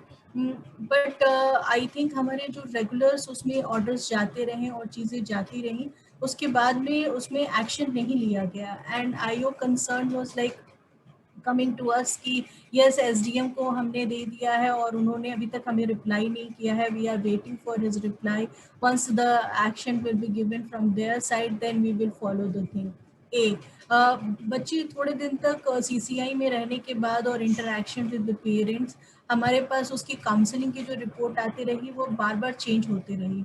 And somehow then after a time it came like उनके बीच में ही कुछ जैसे decide हो गया है, like parents and बच्ची के बीच में डिसाइड हो गया है that they want to accept कि किसी भी चीज़ के लिए. And then child wanted to go home, and हमने SIR वगैरह करके वहाँ पे बच्ची को उसके घर भी भेज दिया. And then we were in continuous follow up with the child, and उसकी एजुकेशन को लेकर के, उसके हेल्थ को लेकर के हमने कंटिन्यूस फॉलो अप किया. And once the child turned 18, उसके बाद में चाइल्ड के साथ जब हमारी फॉलो अप हुई, then we came to know that child is going to get married to the same guy जिसके साथ जो वो केस चल रहा था. That was one such example. Then another example came जहाँ पे कि फादर ने फोर्सफुली शादी की और जहाँ पे हमने कंटिन्यूसली आयु कंसर्न के साथ में बार बार मेल किए, बार बार उनके साथ में उनको प्रोडक्शन के लिए बुलाया और कहा कि इस केस में FIR होने की ज़रूरत है, आप FIR पे क्यों नहीं उसको ये कर रहे हैं। Child is like in a torture and trauma condition, क्योंकि आपने उसको इतने फोर्सफुली इस चीज़ के लिए किया है। And there the IO didn't do that, उसने उस केस में FIR नहीं फाइल की, चाहे वो दूसरे प्रोडक्शन में कुछ और लिख करके आए, कभी कुछ और लिख करके आए, एंड हम कंटिन्यूस लगे रहे उन केसेस में। In fact I remember one such case even we moved to the notice of the JJB concern also, कि ऐसी सिचुएशन हो रही है जहाँ पे हमें ये लग रहा है। Then we had a lot of cases जिसमें कि बच्ची जो है वो खुद की विलिंगनेस से वो जा करके उसने शादी की है उस कंसर्न लड़के के साथ में, and she got pregnant also, and she is in consent to that thing, and she wants to carry with the child also. जहाँ पे हमने बहुत काउंसलिंग की, किन्हीं केसेस में हमारी काउंसलिंग सक्सेसफुल रही और बच्ची का हमने विद इन टाइम पीरियड में टर्मिनेशन के लिए मूव कराया with the child consent and parents consent. And then in some cases when the delivery happened, child didn't agree, then we again counseled, and then we counseled ki how you are seeing as an unwed mother or unwed child, a child of an unwed mother, how you are seeing, and in those cases हमने उन बच्चों को surrender भी करवाया for further adoption के लिए। So very mix kind of experience, but अगर हाँ सक्सेस देखें तो मैं ये कहूँगी कि हम लोग को बहुत मेहनत लगे हैं, एंड शायद ही मुझे लगता है कि किन्हीं केसेस में हमको ये सक्सेस मिला कि वो फर्दर आगे गया मैटर, या हमने बहुत सारे केसेस में, अगर मैं कहूँ तो 80% केसेस में, ऐसा नहीं कि चाइल्ड मैरिज केसेस नहीं आए, बट 80% केसेस में आईओ का हमें सपोर्ट नहीं रहा और उन्होंने FIR तक चीज़ों को ले जाने में हमें मदद नहीं की, चाहे वो उनका बैकग्राउंड रिपोर्ट लेकर के आए, SIR लेकर के आए, तमाम तरह की चीज़ें वो कर देंगे, बट उसको FIR के मोड पे उसको नहीं तब्दील किया। So these are the issues that came to us. Yeah. I just wanted to add why there are two reasons why FIRs are not registered. One, it increases the crime numbers, which is very important because वहां पे आप crime actual हो रहा हो कि नहीं हो रहा हो पता नहीं, नंबर सही होने चाहिए, ठीक है। तो आप FIR नहीं करेंगे क्योंकि आपके पुलिस स्टेशन में दिखने लगेगा अरे रेड हो गया ये, क्यों आपका लास्ट टाइम 100 थे इस साल 110 कैसे हो गए भाई, 10 कम कर दो, ये नहीं क्राइम कम करो, FIR नंबर ही कम कर दो, तो क्राइम ऑटोमेटिकली कम हो जाएगा। Secondly, I believe, I don't know, that's just a hunch, maybe wrong, Rosie, right? I have a feeling कि ये consent से है नहीं है, लड़का कितना involved है नहीं है, and they know that, you know, they know कि भाई अगर हमने एक बार FIR कर दिया 376 में या पॉक्सो में, तो बहुत तकलीफ हो जाएगी, in the sense then that's marriage and that family will become very difficult to handle. So even if these children, you know, they are children, right? I mean, the girl is a child, right? Whether we like it or not, the girl may be married, etc. The child ultimately, you know, the guy, you have to arrest somebody, put him in jail, right? And after 3 months, 6 months, 1 year, the girl says, "नहीं तो मैं इसी के साथ रहूंगी ना." What do? You have a problem in your hands. So the social fabric will have to be taken into account. So this is happening a large number in 498A cases also. You would see it. I mean, we all, Ranjana ji ko experience हुआ होगा, and all of us see as lawyers where, I mean, we have two different, I'm sorry, am I wasting time on this 498? Okay. So this 498 is a very, very complex social issue, which again is this is as complex a social issue is a 498 social issue, right? Now, for various reasons, husband and wife or their families, I'm talking about middle class, okay? I'm not talking about villages. I have no experience. So I'm talking about Delhi, Patna, where, you know, a lot of these cases I keep seeing, or even district headquarters from these cases come. You have serious matrimonial disputes. They ultimately result in an FIR against the husband and their family members under 498A, right? And the police is very, very hesitant to arrest people. Now, arresting is a very, very serious consequence for the husband or the family members, right? So until there is a physical violence, until unless there is clear evidence to suggest that actually this girl has been tortured or this wife has been tortured, the police is hesitant to register 498A cases because they go by their own experience and say, look here, ये लड़ाई झगड़ा चलता रहता है, आपस में resolve हो जाता है, हम किसी की करियर को इररिपेरेबली डैमेज कर देते हैं, उसको उसके खिलाफ FIR करके उसको 15 दिन जेल भेज के, और इसीलिए हम वो नहीं करना चाहते हैं। ये एक प्रॉब्लम है जो हमारे सिस्टम में है, which we can't get into. So that's where I see the police's reluctance comes from. One Sir. more question. Yeah. Yeah, sure. Okay. Sir, Yeah, Sudha ji, please. आप मैम कंटिन्यू कीजिए, मैं बात Okay. And one more question. It's not this child marriage को लेकर के नहीं है, but अभी जैसे जो 2021 में अभी recent JJ Act के amendment की बात चल रही है, और in fact one house से उसको approve भी कर दिया गया है, and I think around 53 such amendments have been made, and where the district magistrates have been kept responsible for so many things, including the adoption issue. I Yeah. just want to know your opinion on that thing, that how you see that should DM be given these many responsibilities, knowing the DM role and these things? Yeah. See, Ranjana ji, I have two takes on this, okay? And by any law, and I'm generalizing it, executive power of the state is the only way you can implement laws, okay? Or we have these institutions under the various JJ Acts, right? Aapka ye, various officers are there, right? We know that they lack a large number of executive powers to act. They ultimately end up going to the DM or the SP and the police to actually carry out their functions. बहुतों के पास गाड़ी ही नहीं है. हमने तो देखा है इस जो केस में हम कर रहे हैं कि गाड़ी नहीं है तो हम बच्चों को रेस्क्यू कैसे करेंगे. आपने बोला कि भाई हमको जाना है 10 किलोमीटर या 20 किलोमीटर, गाड़ी नहीं है, राइट? उसको लाकर हम कैसे उसको हैंडल करेंगे, right? So for small things, these officers who are functionaries under the JJ Act are actually going under the executive functioning. Of course, there is a whole police functionary as far as the child in conflict in law is concerned, but I'm talking about CNCP. Right? I mean, somebody brings up and then they don't have money, they don't have things to take care of. So I believe that executive powers of the state are the only way that you can get this done. What a DM can do, nobody in the district can do, right? He has to just make one call and things will be done, right? He has a live link between the state functionaries, the various resources available in the district are all under his command and control. So I believe that yes, of course, he's overburdened. He's fully, means totally, his hand is full of hajar cases. But if you have to make some change, and if the person is dynamic, he's able to make a difference. So obviously, he will have help from a large number of NGOs like you, right? Now you have a person, suppose you know the DM is the right person. I mean, obviously, every person in a functionary like this, a person who is posted here makes all the difference. Right? He may be having all the good intentions, but he will not act, then he's useless. He may be completely, totally not sensitized to at all, right? In which case he's useless. So these all laws are meant for a person who wants to do something, he's empowered to do something, right? Now you say the DM will do it. You can obviously have somebody else who will act on his behalf if he's too busy, right? So therefore, I believe that these kind of ways from their experiences, they must have gathered. Obviously, so I do not want to comment on it without means I'm not sure. Every system needs to change to see which is working properly, right?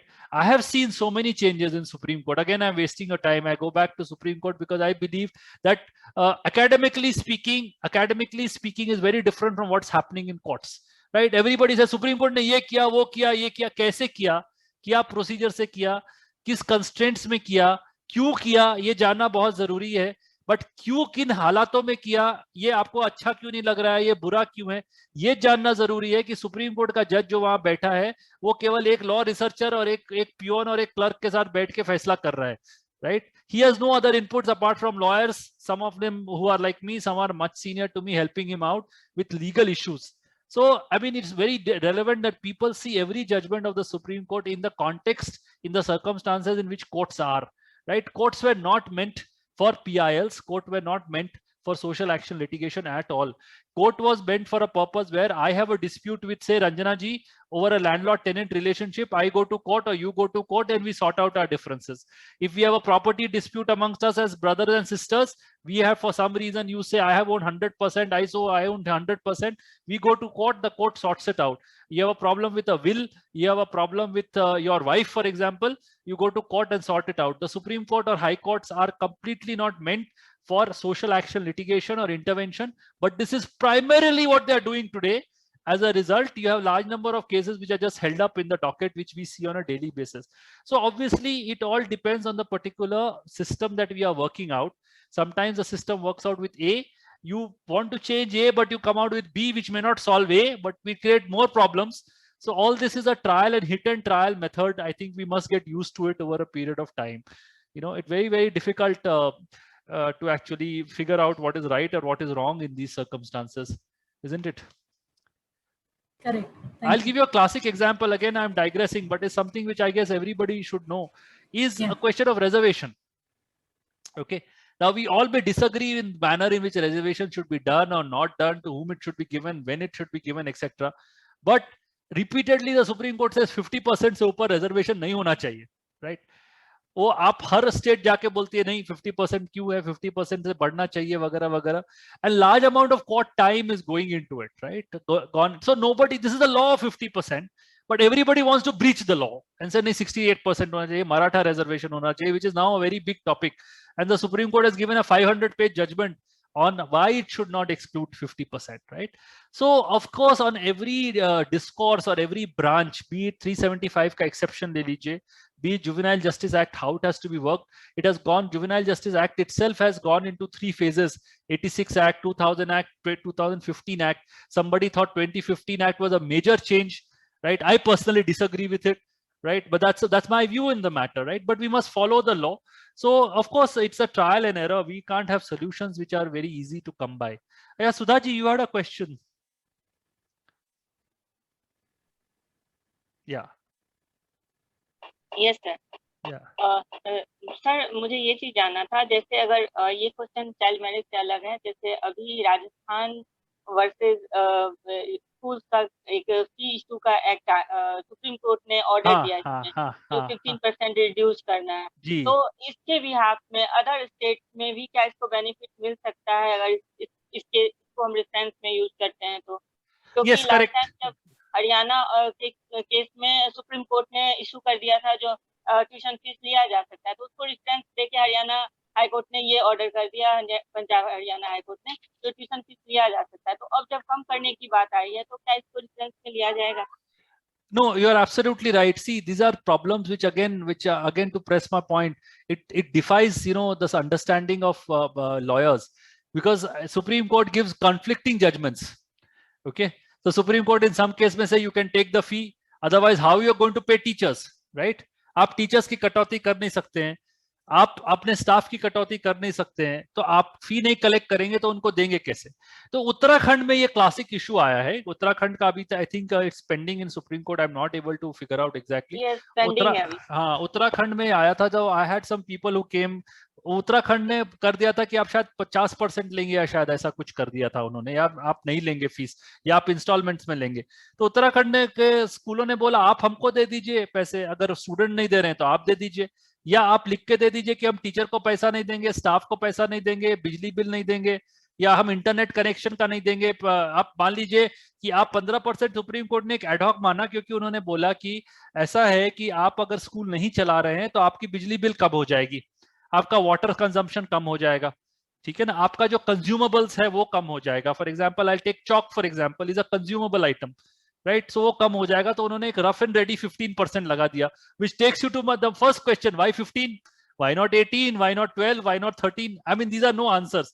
But yes, this judgment is a historic judgment because for the first time, Supreme Court has 120 pages dedicated judgment on right of the persons to run institutions, which is a fundamental right now recognized in the Constitution.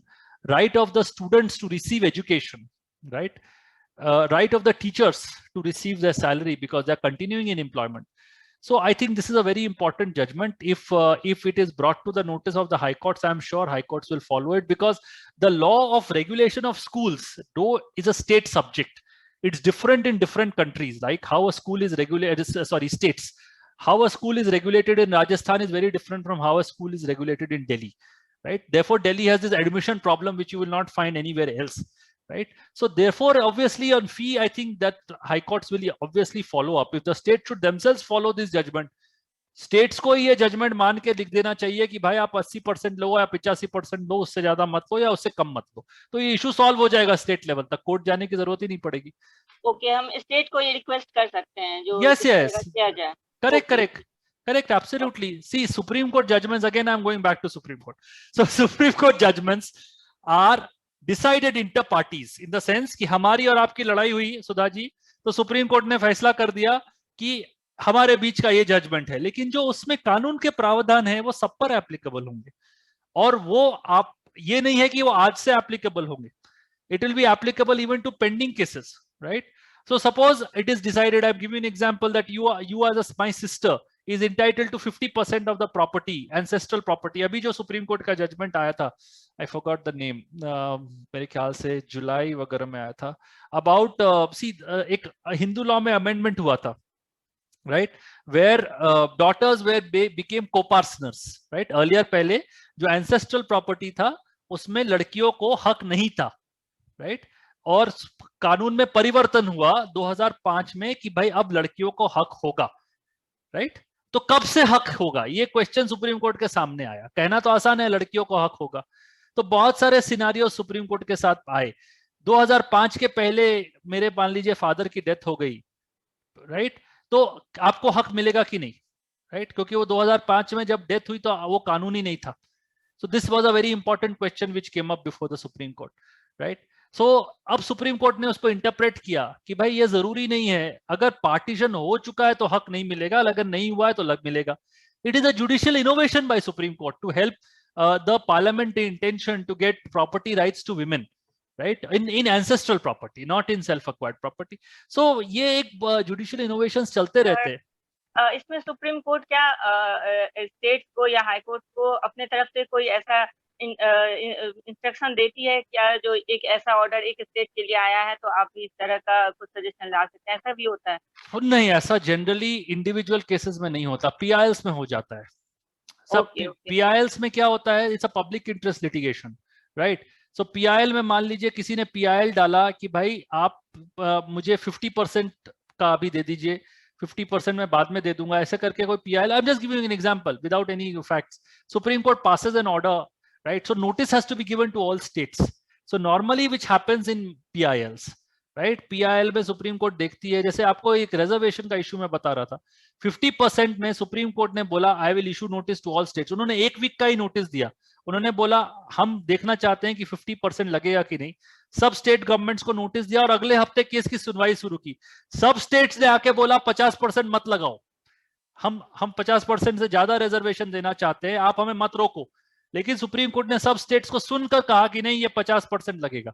So that will be binding on all the states, right? I don't think so that judgment of Rajasthan schools will ipso facto मतलब automatically bind any other state or any other institution, right? I can say मेरा तो expense consumers में 10% है, मेरी पानी माफ है, बिजली माफ है, किसी को क्यों 100% क्यों नहीं ले हम, ठीक है ना? तो और कोई बोल सकता है देखिए आप एस्टैब्लिशमेंट एक्सपेंस 25% ले रहे हैं, अपने बिल में लिख रहे हैं, अपने फी शेड्यूल में लिख रहे हैं, है कि नहीं, कि establishment expenses 25%, so why 15%? It should be 25%, isn't it? So it's a very difficult situation to answer. It depends on the facts of each case. Okay, thank you. Thank you. Chaliye, so with this can we conclude, Vikram? Sir, please share your email ID or contact for Vikram will have it. We'll share, in case of children, please provide some insight on the following articles. Acha, sorry, I missed your message. I didn't see it. You want me to do it? I just wanted you to share because it's a little child rights specific course. So just one point that when Supreme Court sees a case and when it's an issue of children compared to similar issues like say for an adult, so what is the say way or in an approach which the Supreme Court takes? Oh, I think I wanted to touch upon it and I didn't touch upon it at all. Please. It's very important because I'll tell you a classic example. Take child custody cases, Vikram. It's a very important thing. Today, you will find a large number of judgments on child custody matters coming up before Supreme Court, especially inter-country. inter-country child custody cases, you know, and I see a complete change in the way the Supreme Court is working. I mean, it's amazing how an entire thing has changed from a legalistic perspective to a child-centric perspective. Now, I'll give you 2-3 instances where the children have been called to the judge's chamber, okay, interviewed by the judges, right? Then they have been counseled by counselors. Their reports have come to Supreme Court.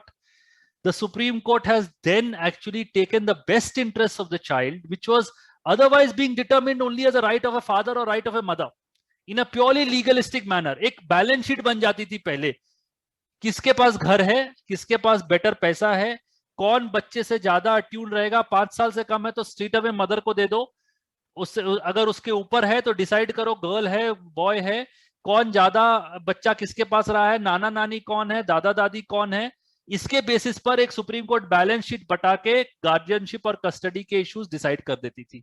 अब छोटी सी छोटी बात एक child को लेकर, I will give you a classic example, visitation कितना होना चाहिए. I am assuming, I mean visitation is something which we take for granted, but 2 घंटा काफी है. बच्चों का 2 घंटे पर क्या इफेक्ट पड़ेगा, बच्चे का विजिटेशन कहाँ होना चाहिए, मदर बच्चा फादर के साथ जाना चाहिए कि नहीं जाना चाहिए, गर्ल चाइल्ड को फादर के साथ जाना चाहिए कि नहीं जाना चाहिए. All this has attuned lot of importance because the Supreme Court judges are very now sensitized that a child is a person in which you can draw any image, right? So even on small visitation, कि 2 घंटा पर week होना चाहिए कि 2 घंटा alternative week होना चाहिए, बच्चे के साथ कौन होना चाहिए, उस समय विजिटेशन के साथ कौन नहीं होना चाहिए, बच्चा एक रूम में कन्फाइंड होना चाहिए कि पार्क में जाना चाहिए, उसको फादर को घुमाने ले जाना चाहिए कि नहीं ले जाना चाहिए, उसको ओवरनाइट एक्सेस देना चाहिए कि नहीं देना चाहिए. All this earlier 15 years ago was a standard order. आप वेकेशन में ले जाइए 3 हफ्ता, उसके बाद वापस कर दीजिए. वो समर वेकेशन में 2 हफ्ता मम्मी के पास रहेगा, 2 हफ्ता पापा के पास रहेगा, और हर फ्राइडे को 2 घंटा 4 घंटा बिताएगा. कैसे बिताएगा, कहाँ बिताएगा, उसमें क्या अलाउड है, क्या नॉट अलाउड है, गिफ्ट देना अलाउड है कि नहीं, फोन कॉल्स कब अलाउड है कि नहीं. All this I see a tremendous change in the way the Supreme Court has been sensitized. So maybe some other time, but do you see, like, if I remember correctly, 10-15 years back, there used to be a specific bench which used to look at such social cases. है ना? Now from that specific bench, what is now happening is it has evolved to say almost all judges. Yeah. So I think that evolution we can discuss some other day as a special topic. Yeah. No, but on child rights, I will tell you simple. There is, of course, that special provision that the state will make special provisions for children, right, under Article 15(3). But from judicial approach, I think you will see a very marked change in individualization of intervention by the court. I think that's a very critical development which has taken place, right? To understand that the child is different, every child is different. You can't say girl child to A, boy child to B. जो ज्यादा rich है या poor है उसका ऐसे कर दो. ये सब बहुत बदल गया है. जो effort एक child, because you realize that the child may be of impressionable minds, he may behave differently. So you understand, you take that effort of understanding yourself कि भाई ये बच्चा मम्मी के साथ जाने बोल रहा है तो क्यों बोल रहा है, ट्यूटरिंग तो नहीं हुई है इसकी, या पापा के खिलाफ क्यों ऐसे बोल रहा है. ये अर्लियर क्या आता था, अरे बच्चे ने बोला है मम्मी के साथ भेजो तो मम्मी के साथ जाओ, मैं क्यों डिसाइड करूं ये बातें. So all this has completely changed.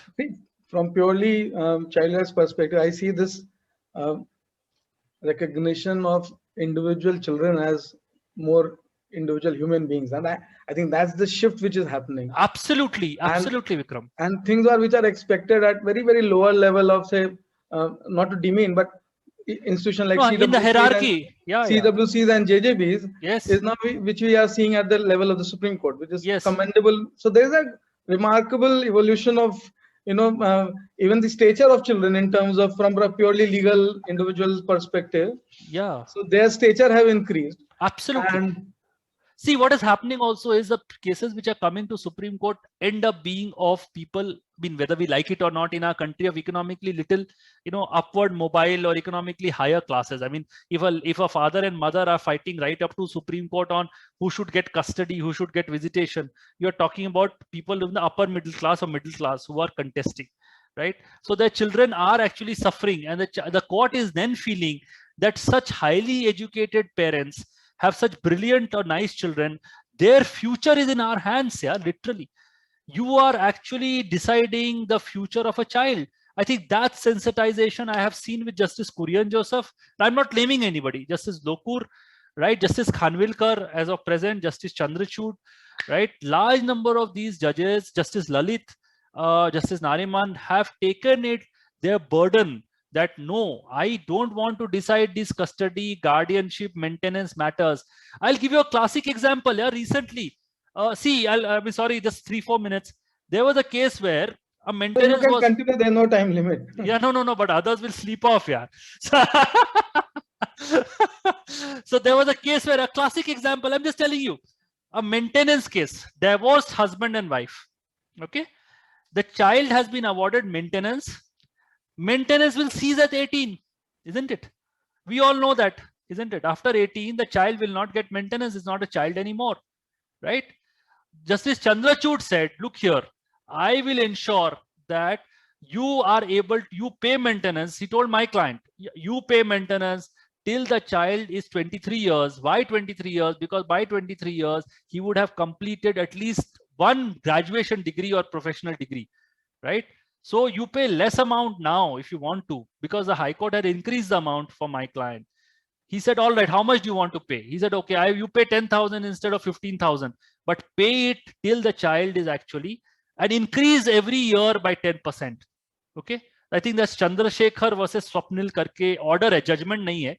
Chandrasekhar, it's a classic case where a very detailed 5-page order only on the maintenance, quantum of maintenance came up before the Supreme Court. I mean, this is a bread and butter Supreme Court matter. उसमें क्या करना है आपको? Husband का income देखना है, उसके income tax return से, राइट? और उसका सीधा 1/3 करके चाइल्ड को दे देना है. ये सिंपल कैलकुलेशन हुआ करता था पहले, right? But see the effort which justice Chandrachud took in actually saying no, this will not work. You pay less amount, increase every 10%. I think that's a very historical development for maintenance cases. So that's very important. Yeah, that's a very big development. I see it. और बताओ, चलो, anything else? You're on mute, huh? No, if there's no question, we can. Yeah. Somebody was saying, I can't locate the person. So I'm Kaushiki Sharma speaking. Yeah, please. So is it the judgment from Family Court of Karnataka you are referring to? Yeah, must be, yeah. Okay, sir. So yeah. I have covered that judgment in 300 words. Can I just tell it to everyone? Yeah, sure, why not? Yeah. Okay, sir. Thank you so much, sir. So the court said that the paying only till he turns 18 will not be sufficient in present times when the first basic degree comes only after one completes his college. The bench told the man while modifying the order of the family court. The court in the current case said that graduation is now considered as basic education. This father will have to bear the expenses of the son not only till the age of 18, but till he receives his first degree. The court ordered the man to pay for his son's education till March 31, 2027 to ensure he has necessary financial support to complete his graduation. In September 2017, the Family Court of Karnataka had ordered the person to pay a living allowance of ₹20,000 to his son every month towards the maintenance of his son from the first marriage till he turned 18. The man further pleaded in the High Court for this order against the Family Court's order, saying that the maintenance to his son from first marriage leaves him with nothing to bear the expenses of his new family. High Court endorsed the order of the Family Court, which led this case to be addressed by the Supreme Court. The man's lawyer pointed out that wife's betrayal was a reason for divorce, but the court rejected the argument and proclaimed that It's unjust for the child to face the consequences of his mother's wrongdoing. The lawyer on the behalf of the mother and the child told the court that the father may give the lesser amount, but he should till the child completes his graduation. Therefore, the bench decided to reduce the alimony, which resulted in the in the amount of alimony to be reduced 10,000, but he needs to increase the amount by rupees 1,000 every financial year. Thanks. So this is a it may appear to a person who perhaps is not a student of law कि ये तो अच्छा judgment है, right? But see, the legal issue here is that 18 years में maintenance बंद हो जाता ना normally. So until unless the Supreme Court or the judges of the Supreme Court were sensitized कि भाई ये वो बच्चा क्या करेगा 18 के बाद, वो 10,000 रुपया या 11 या 12,000 आ रहा है, उससे उसकी एजुकेशन चल रही है, right? तो कम से कम वो तो मिलना चाहिए उसको. तो I think that's a very individualized approach to children today, which we was completely missing 5-7 years down the line. You know, also see in motor accident claim cases, which I see, right? Just giving you an example, a child is left behind because of a motor accidents claim, right?